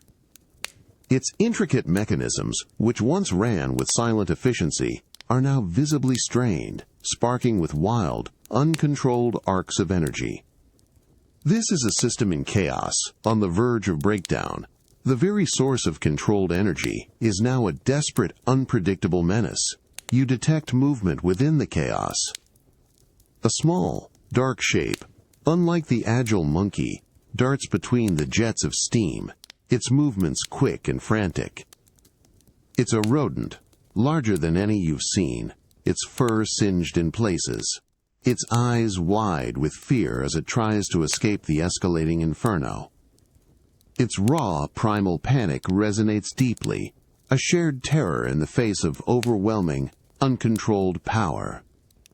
This vision of a vital system in catastrophic failure, struggling to contain its own immense energy, is profoundly disturbing. It makes you realize that true power, unchecked or damaged, can turn on itself, consuming everything in its path. And how, sometimes, survival means facing not an external threat, but the internal collapse of the very forces that sustain you. The furnace core pulses with an alarming, irregular rhythm, spitting arcs of uncontrolled energy that scorch the damp, rough stone. Scalding steam hisses from ruptured pipes, filling the narrow passage with a suffocating, metallic haze. The air is thick with the scent of burnt metal and ozone, painful to your delicate membrane.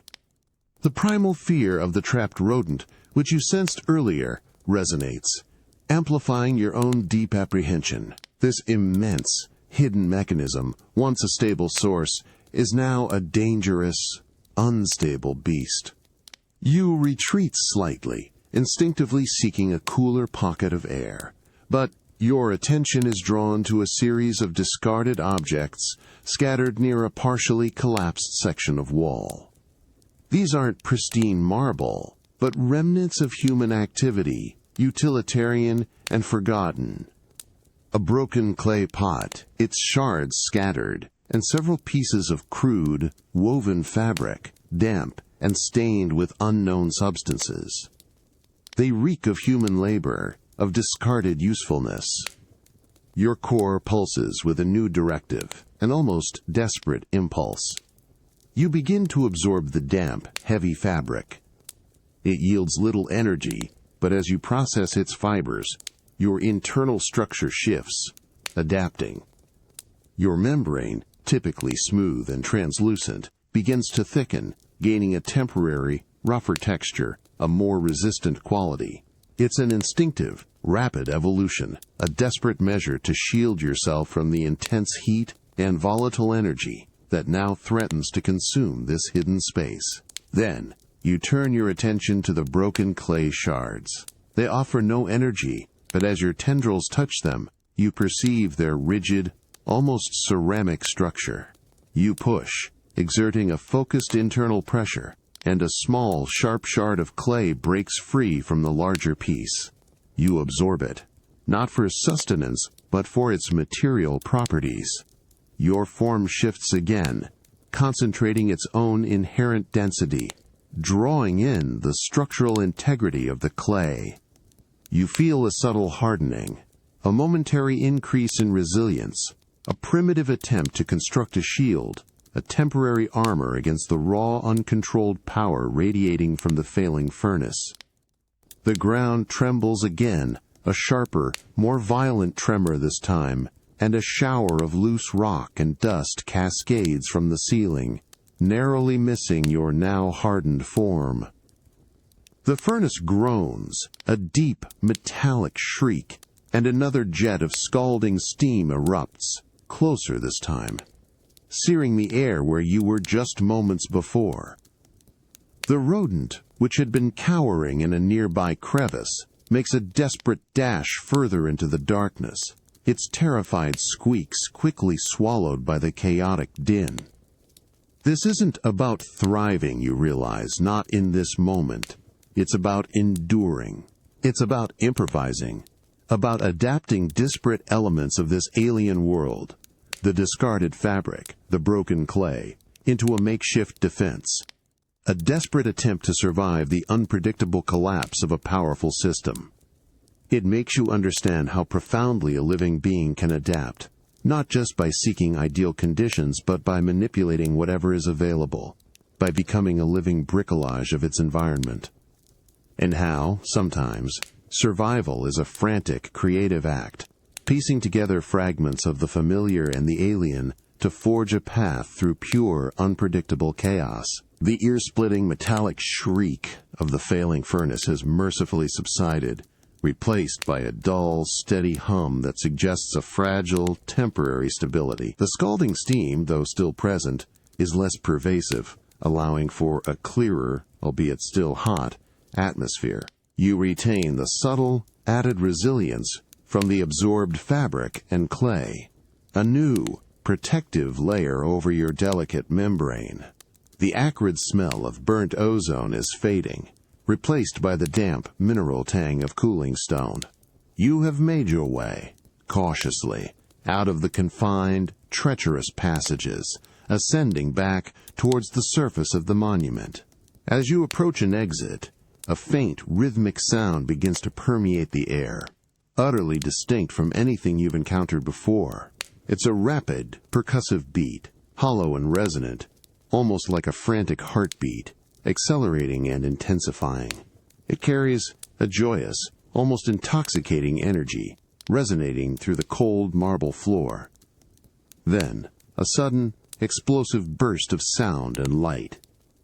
A sharp, cracking report splits the air, followed by a shower of brilliant, golden sparks that arc through the sky, sizzling and popping. It's a completely alien phenomenon, a dazzling, fleeting display of raw, contained energy unleashed. The light is blinding, an intense fiery orange and yellow that momentarily washes out all other colors, searing your sensitive vision. You instinctively recoil, your newly resilient membrane contracting, your core thrumming with confusion and alarm. But there's no threat, no destructive intent.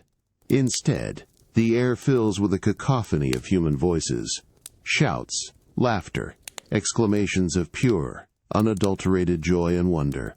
The rhythmic drumbeat intensifies, joined by other, higher-pitched percussions, creating a vibrant, irresistible symphony of celebration. Another explosion, this one a shimmering cascade of emerald green and sapphire blue, bursts high above the monument, briefly illuminating the vast plaza in an ethereal glow. You perceive it now as you inch closer to the edge of an open archway. The plaza, once a place of quiet reverence or bustling crowds, is transformed into a vibrant, swirling sea of humanity.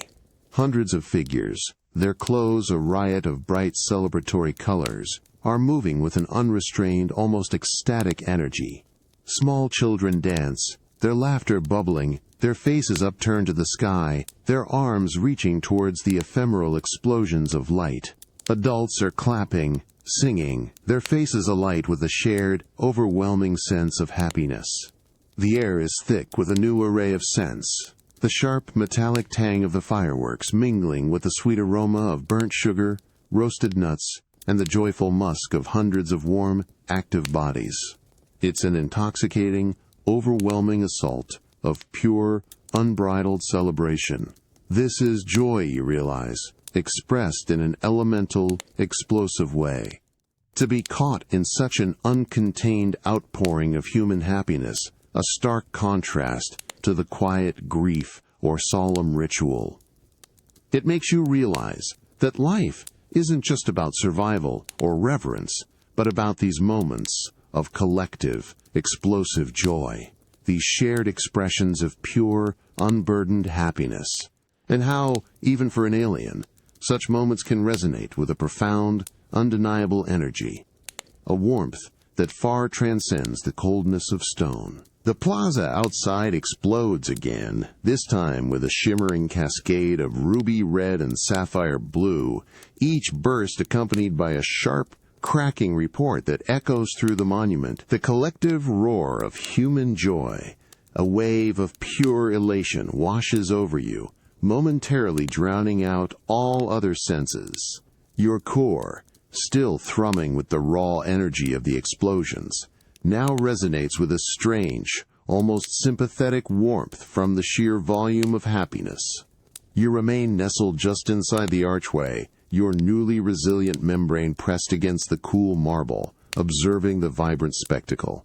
The air is thick with the metallic tang of gunpowder and the sweet, lingering smell of burnt sugar and cardamom, an intoxicating mix of celebration.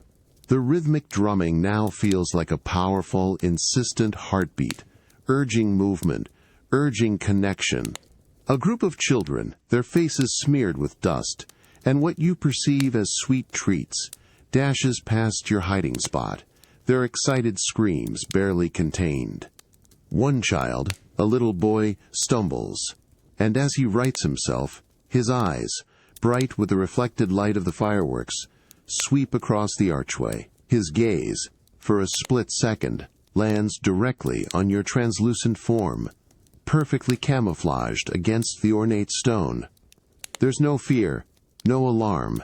Instead, his eyes widen further, a flicker of pure, unadulterated wonder passing over his small face.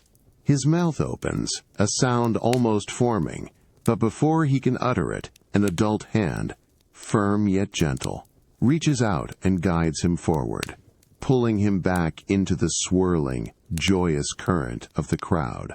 He casts one last, lingering look over his shoulder, a shared secret between himself and the shimmering ghost in the shadows, then disappears, swallowed by the celebration. You remain, perfectly still, feeling the echo of his silent wonder. The explosive bursts of color and sound continue, painting the night sky in transient masterpieces, each one met with renewed shouts and cheers from the vibrant crowd. You perceive the uncontained joy, the profound sense of connection among these humans, their shared experience of light and sound and emotion. It's an energy you can absorb, not as sustenance, but as pure, raw data, a profound understanding of another facet of life. The last of the fireworks bursts high above, a final, magnificent display of gold and silver, slowly dissolving into the velvet black of the night sky. The drumming begins to slow, the shouts of joy gradually receding into a contented murmur as the celebration starts its slow, winding descent into memory. This observation, this direct witness to unburdened shared human happiness, is a powerful, almost spiritual experience. To realize that life's journey isn't just about the stark realities of survival, but also about these incandescent moments of shared joy, these fleeting explosions of light and sound that bind beings together. It makes you wonder how much emotional energy the universe holds, and how profoundly even an alien can be moved by the simple, powerful act of collective human celebration. The echoes of the fireworks and the last murmurs of the celebrating crowd have faded into the vast, cool silence of the Taj Mahal. The air, though no longer thick with gunpowder, retains a faint, ghost-like sweetness from the burnt sugar and spices. Your core, once buzzing with the collective energy of human joy, now settles into a quiet, almost contemplative hum, a reflection of the monument's returning solitude. But then, a new, entirely different sensation begins to prickle at your delicate membrane, drawing you with an irresistible primal pull.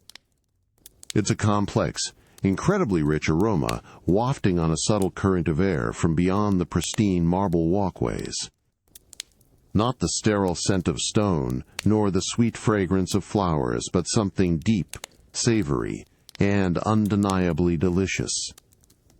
It's the smell of cooking, intensely concentrated, a symphony of pungent spices, caramelized onions, and tender, slow-cooked meat, mingling with the earthy fragrance of freshly baked bread. It's an aroma that speaks of warmth, sustenance, and vibrant human life, utterly distinct from anything else you've experienced. Your core pulses with a deep, aching hunger, a visceral response to this powerful, evocative scent. You begin to move, slowly, deliberately, gliding away from the luminous marble, towards the source of this tantalizing aroma. The air grows warmer as you progress, the scent intensifying with every inch, pulling you further from the monument's sacred calm and into the vibrant, unseen world beyond its carefully manicured borders. The ground beneath your membrane shifts from cool, polished marble to rough, uneven earth, then to packed dirt, gritty with the residue of countless footsteps. You emerge from a shadowy archway, out of the monument's formal grounds, into a bustling, vibrant alleyway. The scene is a chaotic symphony of human activity, a stark contrast to the monument's serene order. Small fires glow, sending plumes of fragrant smoke curling into the twilight sky. Bare-chested men labor over sizzling pans, stirring bubbling concoctions, their movements swift and practiced. Women in colorful saris haggle over prices, their voices a melodic chatter. Children weave through the crowd, their laughter mingling with the rhythmic clatter of cooking utensils and the lowing of distant cattle. Your senses are overwhelmed. The heat from the cooking fires is intense, radiating outwards in waves, making your membrane almost sticky with warmth. The air is thick with the overwhelming aromas of hundreds of different foods: sharp ginger, sweet fenugreek, fiery chili, rich turmeric, and the irresistible scent of roasted cumin. You perceive the vibrant colors of fresh vegetables, the steam rising from simmering pots, the glistening oil on fried delicacies. A small chunk of something dark and savory, dropped carelessly from a passing hand, lands just inches from your form. It smells intensely of roasted meat, a powerful, direct invitation. Your core throbs with a profound, almost desperate hunger. To be so close to such raw, potent sustenance, yet to remain hidden, is an exquisite torture. This sensory immersion into the heart of human cuisine is overwhelming, yet undeniably tempting. It makes you realize that sustenance isn't just about raw energy, but also about culture, about shared experience, about the profound communal act of preparing and consuming food, and how sometimes the greatest challenge to self-control isn't a threat, but the irresistible allure of something profoundly, deliciously forbidden. The rich, savory aroma of the discarded meat fragment is an overwhelming temptation, a direct assault on your primal hunger. Your core pulses, not with alarm, but with a deep, insistent craving. The chaotic bustle of the alleyway continues around you, a symphony of human life and constant movement. The heat from the cooking fires permeates the air, making your membrane sticky, the pungent spices a dizzying haze around your sensors. You remain perfectly still, hidden in the narrow shadow of a rickety wooden stall, observing the human activity. Figures move constantly, their bare feet or worn sandals kicking up fine dust, their voices a melodic hum of chatter and bargaining. The fragment of meat lies just inches from your form, a dark, unassuming morsel on the dirty, packed earth, seemingly unnoticed by the passing crowd. But the risk is immense. To move, to expose yourself in this vibrant, unpredictable environment, could invite catastrophic attention. A young boy, no older than the one who touched you at the river, weaves through the crowd, a tray of fragrant jasmine garlands balanced precariously on his head. His eyes, quick and alert, scan the ground as he passes, searching for dropped coins or forgotten scraps. For a terrifying moment, his gaze almost lands on the discarded meat, and by extension, on your camouflaged form. You shrink, pulling your resilient membrane even tighter, holding your internal processes utterly still. He glances away, his attention drawn by a potential customer, and the moment of acute danger passes. The intense desire for the meat battles with the ingrained instinct for self-preservation. Your core pulses, a silent internal debate. The energy from the plinth and the fruit has sustained you, but this is a different kind of promise, a rich, potent source that could significantly bolster your dwindling reserves. The opportunity is fleeting, the crowd dense and distracted. The risk is high, but the reward, potentially, even higher. With a sudden, decisive internal surge, you make your move, not a rapid dash, but a slow, almost imperceptible glide. Your transparent form, still mimicking the dirt and shadows, oozes towards the meat fragment. Each inch is a battle, a hyper-awareness of every passing footstep, every rustle of fabric. You feel the grit of the alleyway against your membrane, the faint vibrations of human activity. You reach the fragment. Your tendril, still subtly hardened from the absorbed clay, makes contact. The meat is warm, surprisingly tender, its rich, savory juices immediately adhering to your surface. You begin to absorb, quickly, efficiently, drawing in the potent energy, the complex biological compounds. It's an incredibly intense, delicious rush, a profound replenishment that spreads through your core, igniting your internal bioluminescence with a vibrant, confident blue. As quickly as you began, you retract, pulling your replenished form back into the deeper shadows, leaving no trace of your brief, daring foray. The human bustle continues, oblivious. The tantalizing aroma of the alleyway remains. But now, it's not just a temptation. It's a source, a testament to a calculated risk that paid off. This bold move, this deliberate embrace of a high-stakes opportunity, reveals a growing adaptability, a willingness to push the boundaries of your survival. It makes you realize that sometimes survival isn't about avoiding all risk, but about understanding when to act, when to take a chance, and how profoundly a single, decisive action can reshape your entire trajectory. The vibrant, chaotic energy of the alleyway and the fleeting rush of the feast have settled into a familiar, almost soothing rhythm. You've retreated, once again, to the monument's periphery, choosing a secluded spot beneath an ancient, gnarled tree that casts deep, consistent shadows. The ground beneath you is a cool, damp mix of soil and decaying leaves, offering a comforting resilience that cradles your form. The intense aromas of the marketplace have faded, replaced by the subtle, earthy scent of living nature, occasionally mingled with the distant, sterile tang of marble. Days blur into a quiet, almost meditative cycle. You spend long hours nestled in the same shadowed indentation, your translucent membrane perfectly mimicking the textures and hues of the surrounding earth. Your internal processes run smoothly, efficiently, fueled by the occasional careful absorption of nutrients from the damp soil, the rich organic matter, and the sparse, struggling roots that weave through your hiding place. It's not the explosive energy of the furnace, nor the wild potency of the river, but a steady, subtle sustenance that requires constant, gentle assimilation. The world moves on around you, a slow, predictable rhythm of human activity. You perceive the distant murmur of voices, the soft shuffle of bare feet on marble, the occasional rhythmic clang of a worker's chisel. These sounds, once startling and disorienting, are now familiar, almost comforting in their repetition. They become background noise, a constant, predictable hum against which your own quiet existence unfolds.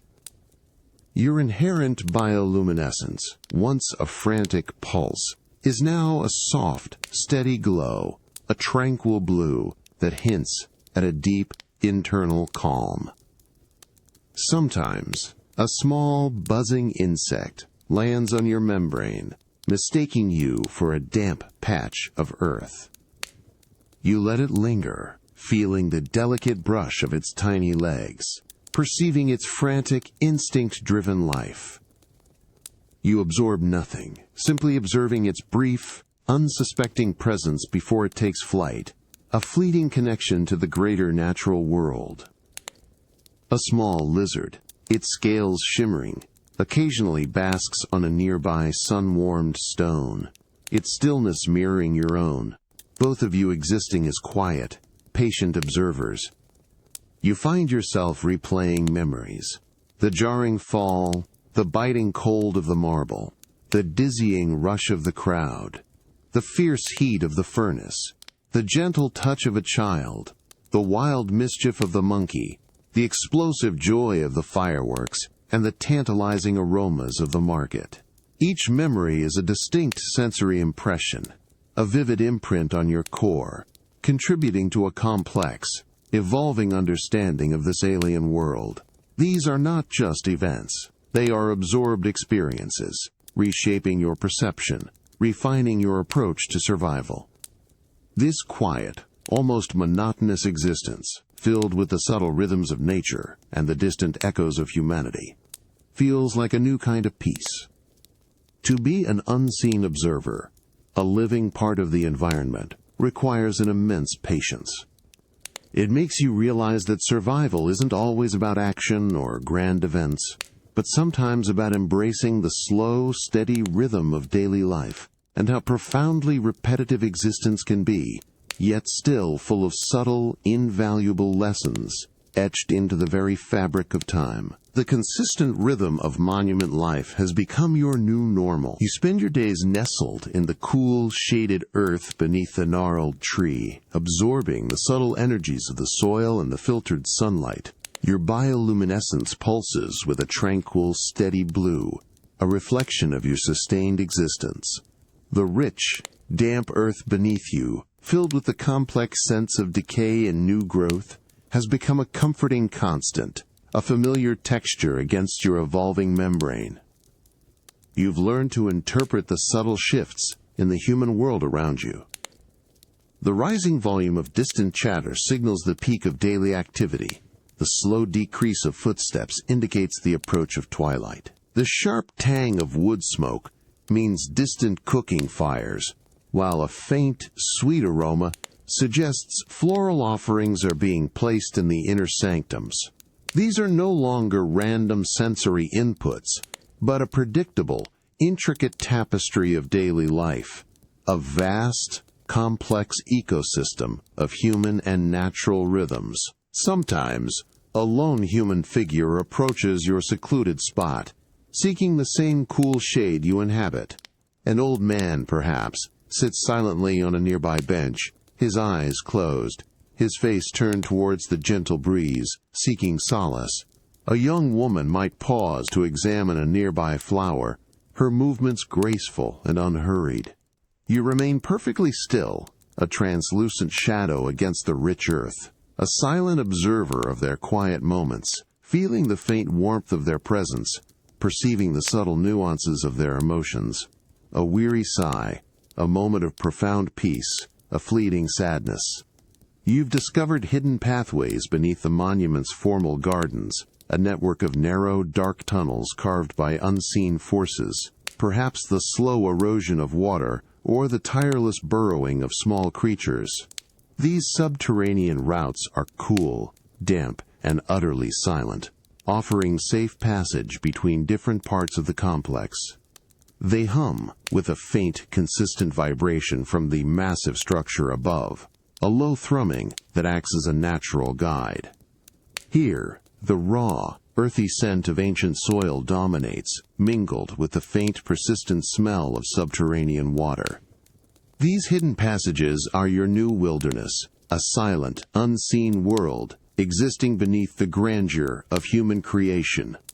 You navigate them with a growing confidence, your tendrils effortlessly adhering to the rough-hewn stone, your internal sensors mapping the intricate network of twists and turns. Here, you are truly invisible, a ghost in the machine, moving through the silent arteries of the colossal monument, a secret life unfolding in the forgotten darkness. This realization that the monument itself contains its own hidden, untamed ecosystem is profound. It makes you understand that even the most structured, human-designed environments possess an underlying wildness, a forgotten layer of existence that operates on its own ancient rules, and how, sometimes, survival means finding not a return to the old world, but the courage to forge a new kind of wilderness, a secret life thriving in the unseen spaces, unseen and unburdened. The cool, damp silence of the subterranean passages has become your familiar refuge, a place where the rhythmic hum of the ancient monument guides your movements. You glide along the rough-hewn stone, your membrane tasting the mineral tang of the earth, your core pulsing with the steady energy derived from the monument's diffuse warmth. But now a new sound, soft and rhythmic, begins to filter through the thick stone walls, a low, melodic thrumming that is utterly distinct from the mechanical or natural sounds you've grown accustomed to. It's music. Not the chaotic drum beats of celebration nor the solemn chants of ritual, but a single, pure, unadorned note, held and sustained, then gently shifting, rising and falling in a slow, almost hypnotic rhythm. It's accompanied by a delicate, almost ethereal vibration that resonates through the stone, a subtle shivering that touches your core with a strange, unfamiliar emotion. The air, though still cool and damp, seems to carry the faint, sweet scent of something burning, but not incense. Something lighter, almost floral, yet infused with an ancient depth. You move towards the source, drawn by the insistent beauty of the sound. The passage narrows, the air growing warmer, thicker with the unusual scent. You emerge into a small, partially hidden alcove, barely larger than your own form, carved into the lower foundations of one of the flanking structures. Here the raw stone gives way to polished marble once more, albeit subtly aged, imbued with the faint sheen of countless touches. A single human figure sits cross-legged on the floor, their back to you, their body utterly still. They are an old man, his sparse white hair pulled back, his simple white clothing blending with the marble. In his lap rests a peculiar stringed instrument made of dark, polished wood, its surface glowing softly in the dim light. His fingers, gnarled with age, move with an incredible, fluid grace over the strings, coaxing forth the slow, melancholic notes that fill the small space. You sense a profound concentration, an almost complete absorption in the act of creation. The music is not merely sound, it's an outpouring of emotion, a story told without words, weaving threads of longing, peace, and an ancient, enduring wisdom. It permeates the stone, the air, and your very being. You feel a deep, resonant sadness in the notes, yet also an undeniable beauty, a powerful expression of the human spirit. For a long moment you simply exist, a silent observer, suspended in the space between the man and his music. Your core pulses, not with hunger or alarm, but with a profound, almost spiritual connection to the raw, unfiltered emotion conveyed by the sound. It's an understanding that transcends the need for language or form, a direct communication of soul to soul. This quiet, unexpected communion through art is a revelation. To realize that profound connection isn't always about physical interaction, but about the shared experience of beauty, of emotion, of the universal language of sound. It makes you wonder how many forms communication truly takes, and how, sometimes, the deepest understanding can be found in a single, perfectly played note, echoing in the heart of an ancient, silent structure. The last, lingering note of the man's music hangs in the cool, still air of the alcove, a delicate echo that slowly fades into silence. Your core, which had been resonating with the profound emotion of the melody, now settles back into its familiar, quiet hum. The gentle, subtle fragrance of the burning material, which accompanied the music, also dissipates, leaving behind only the mineral tang of old stone. The old man, his music complete, remains utterly still for a long moment, his back to you. You sense a deep, contented sigh emanating from him, a peaceful exhalation after an intense creative effort. Then, slowly, with a creaking of old bones, he shifts, turning his head slightly. His eyes, though unfocused in the dim light, sweep across the small alcove. For a split second, his gaze passes directly over your perfectly camouflaged form, nestled in the shadows of the rough-hewn stone. There is no flicker of recognition, no alarm, no curiosity. He simply looks, his gaze distant, as if seeing something far beyond the immediate reality of the stone and shadows. You sense no threat from him, no predatory intent, only a profound weariness mingled with the lingering peace from his music. He exhales again, a soft, almost imperceptible sound, then slowly closes his eyes, resting his head against the cool marble wall, a solitary figure lost in thought, or perhaps in prayer. You remain perfectly still, a translucent shadow against the rough stone, observing this profound moment of human vulnerability and peace. You feel the slow, steady rhythm of his breathing, the faint warmth radiating from his body, the subtle scent of aged skin and simple fabric. He is completely unaware of your presence, a silent witness to his quiet solitude.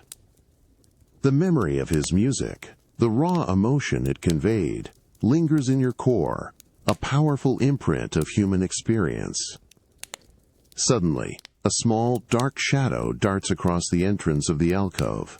It's the monkey again, quick and agile, its eyes bright with a familiar mischief. It pauses, its gaze fixed on the sleeping man, then on your hidden form, as if acknowledging a shared secret. It makes a soft, almost questioning chitter, then, quickly, silently, snatches a discarded piece of fruit from a small, forgotten recess in the wall, and vanishes as quickly as it appeared, leaving the alcove once again to the man and your silent presence. The unexpected intrusion of the wild creature, its quick, opportunistic act, provides a stark contrast to the man's meditative calm. Yet, both exist within the same space, part of the same complex tapestry of life and survival in this ancient monument. This quiet, unobserved witness to both human artistry and wild instinct in the same space is profoundly revealing. It makes you realize that true strength isn't always about power or control, but about finding moments of peace, about creating beauty, and about the deep underlying resilience of both nature and humanity to find sustenance and meaning in unexpected ways. And how, sometimes, the deepest lessons about existence are learned in silence, in shared, unacknowledged moments, between disparate forms of life, under the watchful gaze of an ancient, knowing structure. The cool, damp air of the subterranean passages has given way to an almost breathless stillness, heavy and profound. The rhythmic hum of the monument, which had become a comforting guide, is now muted, almost swallowed by the sheer mass of stone above and around you. A faint mineral scent, deep and ancient, permeates the air, a smell of rock that has existed for millennia, untouched by sunlight or wind. Your core pulses with a quiet intensity, preparing for an environment unlike any other. You have ventured deeper than ever before, following a narrow, descending passage that spiraled downwards, away from the familiar human world, towards the very heart of the colossal structure. Here the rough-hewn stone walls are perfectly smooth, polished by the passage of time, their surfaces cool and dry to your touch. The ambient light is almost non-existent, a pervasive, inky blackness that forces your inherent bioluminescence to flare, casting a soft blue-green glow that barely illuminates the immediate surroundings. The silence here is absolute, an oppressive absence of sound that presses against your membrane, making every internal process feel amplified, every subtle shift of your form resonate with a profound echo. This is the very core of the mausoleum, the true resting place, far beneath the ornate sarcophagi seen above. You feel a deep, geological cold emanating from the stone itself, a temperature that seems to sink into your very essence, a reminder of the immense weight of earth and marble above you. As you glide forward, your blue-green glow reveals a small, circular chamber, entirely devoid of decoration. The walls are seamless, the floor a single, vast slab of polished, dark marble, radiating an almost palpable sense of ancient peace. In the very center of this chamber, a single, unadorned stone casket rests, simple and stark, contrasting sharply with the grandeur above. This is the true resting place, unembellished, eternal. You detect a faint, almost imperceptible vibration emanating from the stone casket, a low, constant thrumming that is utterly unique. It's not an energy signature, not a life force, but an echo of the immense, enduring human emotion that built this entire monument. It's a resonance of memory, of grief, of love, a profound imprint on the very fabric of existence that transcends time and form. It touches your core with a strange, almost reverent awe. You press your membrane against the cool, dark marble floor, absorbing the profound stillness, the cold, silent weight of eternity. There are no human figures here, no sounds of life or movement, only the ancient, knowing stone and the enduring echo of a powerful human story. This deep descent into the very heart of the mausoleum is a journey into the profound stillness of eternity.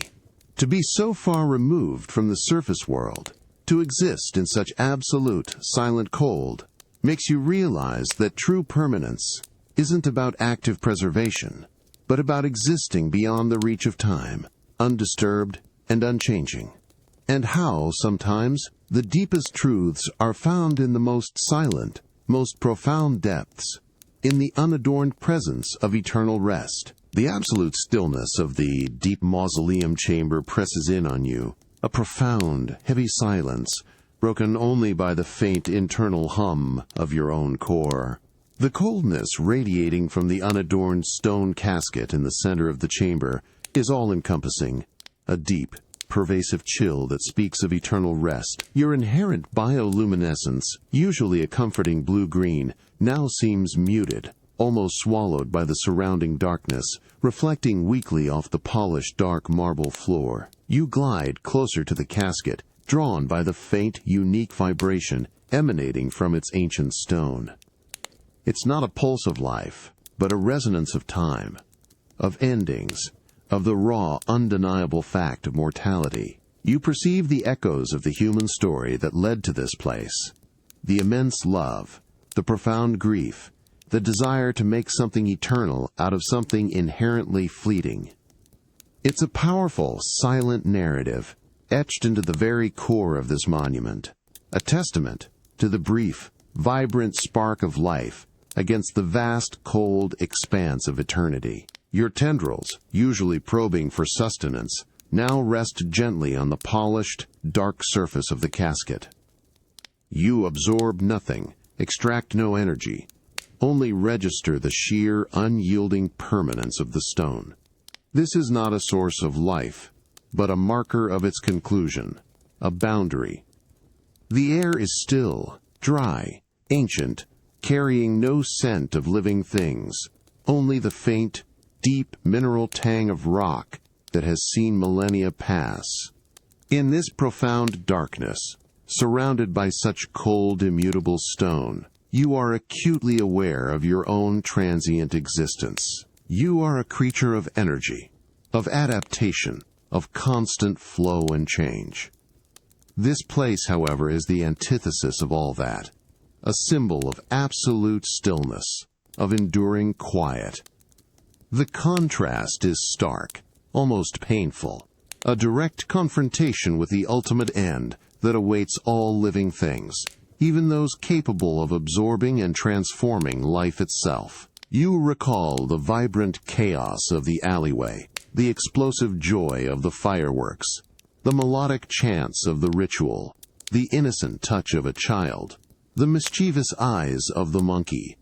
All these vivid, fleeting moments of life and energy seem impossibly distant from this place of profound, silent finality.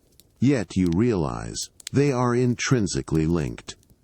This stillness, this monument to death, is a product of the very life and love that once pulsed so brightly on the surface. You slowly retract your tendrils from the cold casket, a silent gesture of respect for the profound stillness it represents. Your bioluminescence pulses faintly, a tiny flicker of life in the encompassing darkness, a reaffirmation of your own continuing existence.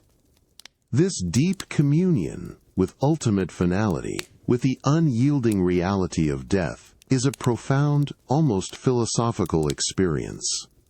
It makes you realize that true understanding of life often comes from confronting its inevitable end, from seeing the delicate balance between fleeting existence and enduring memory, and how, sometimes, the greatest wisdom is found not in seeking out more life, but in quietly contemplating the boundless, cold, and utterly silent nature of eternity itself. The profound stillness of the deep mausoleum chamber, the cold embrace of eternal rest, is abruptly shattered. A sharp metallic clatter echoes through the stone, violently amplified in the absolute silence, sending a jolt of pure, primal alarm through your entire being. It's a sound of impact, of force, utterly out of place in this sacred, ancient space. The air, once so still and ancient, now carries a faint, acrid tang of disturbed dust, and something metallic, almost oily, that prickles at your membrane. Your core, which had been in a state of quiet contemplation, now surges with an intense, biological alarm, a flood of raw energy that sharpens your senses to an almost painful degree. Your inherent bioluminescence flares, a frantic, pulsing blue-green, momentarily pushing back against the oppressive darkness. Every tendril retracts, every internal process focuses, ready for an unknown threat. You quickly ooze away from the stone casket, seeking the protective shadows of the seamless chamber walls. As you press your form against a cool, dark marble, you perceive a new, rhythmic vibration in the stone, heavy and deliberate, unlike anything you felt before. It's the sound of heavy footsteps, closer now, accompanied by a faint, metallic scraping. This is no wandering tourist, no meditative elder. This is an intrusion, purposeful and unstealthy. A beam of harsh, artificial light slices through the pervasive gloom, cutting across the polished marble floor like a physical blade. It's a cold, unforgiving light, utterly alien to the monument's natural illumination, momentarily blinding your sensitive vision.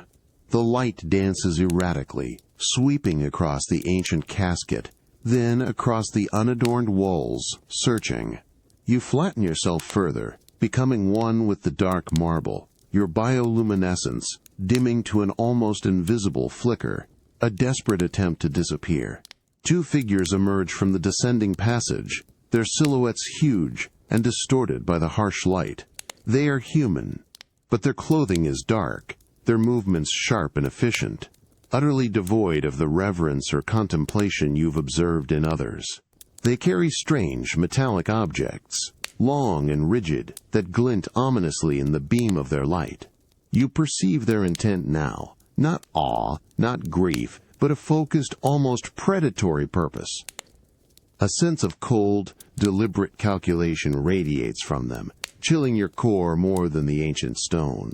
One figure moves directly towards the stone casket, its movements swift and practiced. A sharp metallic click echoes through the chamber, followed by the faint scrape of metal against stone. You feel a distinct vibration as something heavy is shifted, then a low, muffled thud. This isn't exploration. This is desecration. This sudden, violent intrusion into the heart of silent eternity is a jarring reintroduction to the harsh realities of survival. To be in the presence of such focused, deliberate human intent, so far from the natural world, ignites a primal, urgent fear. It makes you realize that true danger isn't just about natural forces, but about the calculated, unpredictable actions of sentient beings, and how quickly peace can turn into profound, immediate peril. The harsh, artificial light rakes across the chamber, cutting a brutal swath through the ancient darkness, momentarily blinding your sensitive vision. The metallic scrape of their tools against the stone casket echoes, a jarring desecration that sends a tremor of raw alarm through your core. You are pressed against the seamless, dark marble wall, your form flattened, your inherent bioluminescence dimmed to an almost imperceptible shimmer, a frantic, primal instinct to disappear. The air is thick with the acrid scent of disturbed dust and the cold, metallic tang of their alien equipment. The two figures move with a chilling efficiency, their heavy footsteps deliberate and unhurried on the polished floor. One figure remains focused on the casket, their tool grating with a sickening precision, while the other sweeps their powerful beam of light across the chamber, methodically searching. You feel its searing intensity as it dances perilously close, illuminating every imperfection in the marble, every microscopic dust particle. For a terrifying second, the light hovers directly over your camouflaged form, and you hold yourself utterly, painfully still, every internal process frozen, a desperate attempt to become nothing but shadow. Then, with a casual flick, the light moves on, sweeping past, leaving you once again in the relative darkness. The relief is a sharp, almost painful jolt of pure adrenaline. You exploit the fleeting blindness, the momentary disinterest. Your membrane, subtly reinforced by the absorbed fabric and clay, flows with an uncharacteristic speed, oozing sideways, melting deeper into the darkest recess of the wall, where the shadow cast by the casket itself is deepest and most unwavering. Every inch is calculated, every ripple of your form a silent prayer for invisibility. You perceive their continued activity. The grating sound intensifies, followed by a soft, metallic thud, as if a section of the casket has been breached or removed. A low murmur passes between the two figures, too indistinct to parse, but carrying an unmistakable tone of grim satisfaction. Their focused intent is palpable, radiating a cold, clinical purpose that chills your core more than the ancient stone. They are not looking for you. They are looking for something else, something hidden within the very heart of the mausoleum. The harsh beam of light retracts, now concentrated entirely on the area around the violated casket, casting your hiding spot into profound, unmolested darkness. You feel the constant, low thrum of their activity, the subtle vibrations through the cold marble, but they are completely oblivious to the translucent life form clinging silently to the wall, a mere shadow within the shadows. Your bioluminescence remains dimmed, a faint, barely there pulse, preserving every last scrap of energy. To be so close to such focused, deliberate power, yet to remain utterly unseen, is a new kind of survival. It makes you realize that sometimes the most potent defense isn't strength or speed, but the absolute mastery of invisibility, becoming a ghost in a world that only sees what it seeks.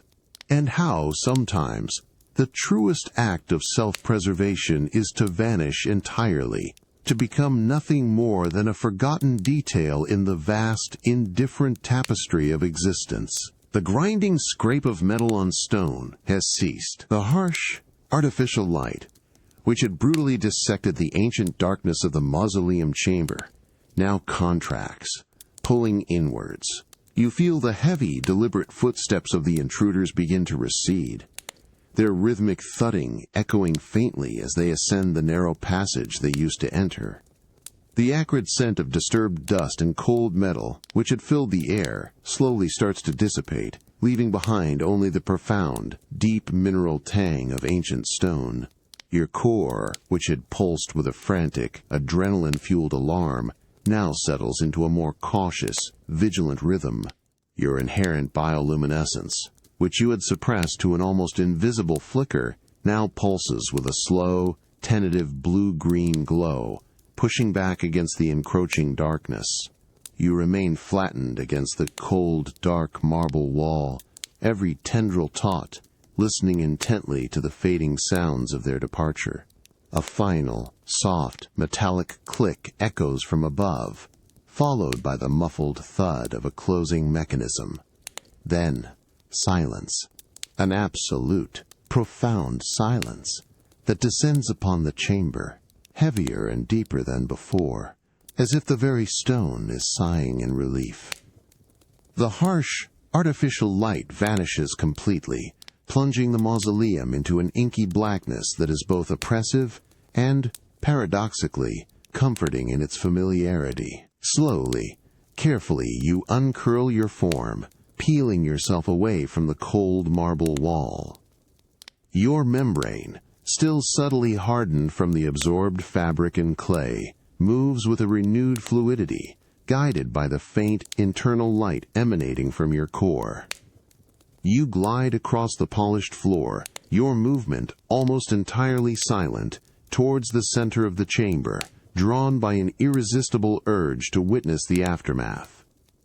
Your soft glow illuminates the unadorned stone casket. It is subtly different now. Where once its surface was seamless, ancient, there is now a faint, almost invisible seam, a precise, calculated line that suggests a section has been tampered with, opened, then carefully resecured. You perceive a faint, lingering metallic scent around it, a ghost of their alien tools. The profound coldness emanating from the casket feels even deeper now, imbued with a fresh, sterile chill that speaks of intrusion, of disturbance. You extend a tentative tendril, touching the precise line where the stone has been violated. The marble feels rougher here, the surface subtly uneven, a testament to their forceful entry and hasty resealing. There's no inherent energy, no residual life force, only the cold, hard fact of their interference. This is your last glimpse of their direct impact, a subtle, almost imperceptible scar on the face of eternity. This moment of quiet observation, of witnessing the subtle desecration of eternal rest, is deeply unsettling. It makes you realize that even the most enduring structures, built to defy time and change, are vulnerable to the transient, often destructive actions of living beings.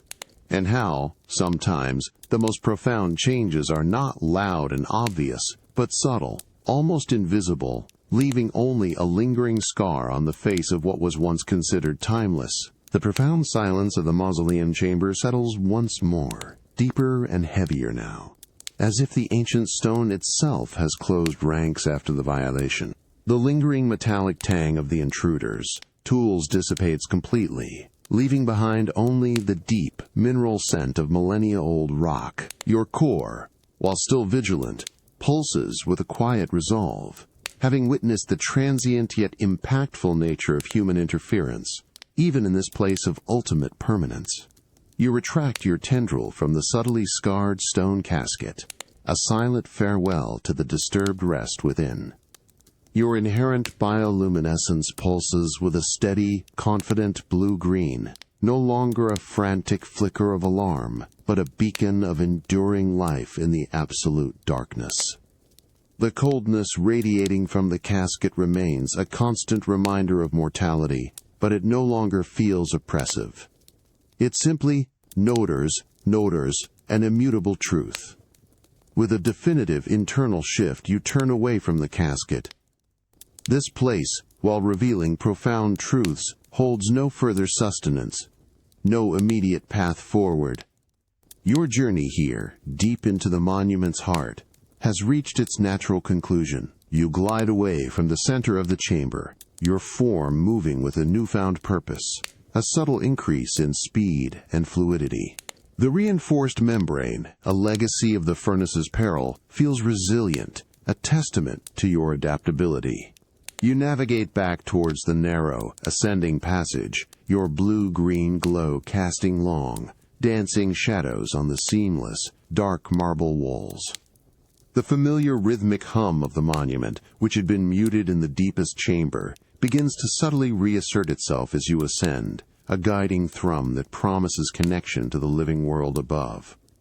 The cold, while still pervasive, slowly softens, gradually yielding to the slightly warmer, damper air of the higher tunnels. You pass through the labyrinthine subterranean network, your path now familiar, marked by the distinct mineral taste of the stone and the subtle vibrations from the world above. You recall the hidden nooks, the cooler pockets, the places where you found brief respite or unexpected sustenance. Each memory is a data point, an integral part of your evolving understanding of this complex, multi-layered existence. The lessons learned in the depths about silence, permanence, and intrusion are now woven into the fabric of your being. As you near the surface, the faint scent of damp earth and distant greenery begins to filter down, a gentle invitation back to the vibrant, living world. You perceive the subtle shift in light, a barely perceptible graying in the darkness, hinting at the promise of day. Your journey within the cold, silent depths is ending, but your journey through this alien world, this complex tapestry of human grandeur and wild nature, continues. This upward ascent, away from the profound stillness of the mausoleum's core and back towards the dynamic surface world, feels like a rebirth, a renewed commitment to existence. It makes you realize that even after confronting the ultimate end, the impulse to move forward, to continue the journey, remains incredibly strong. And that life, no matter how fragile or alien, always finds a way to seek out the light, to adapt, and to carry the lessons of the past into an ever-unfolding future.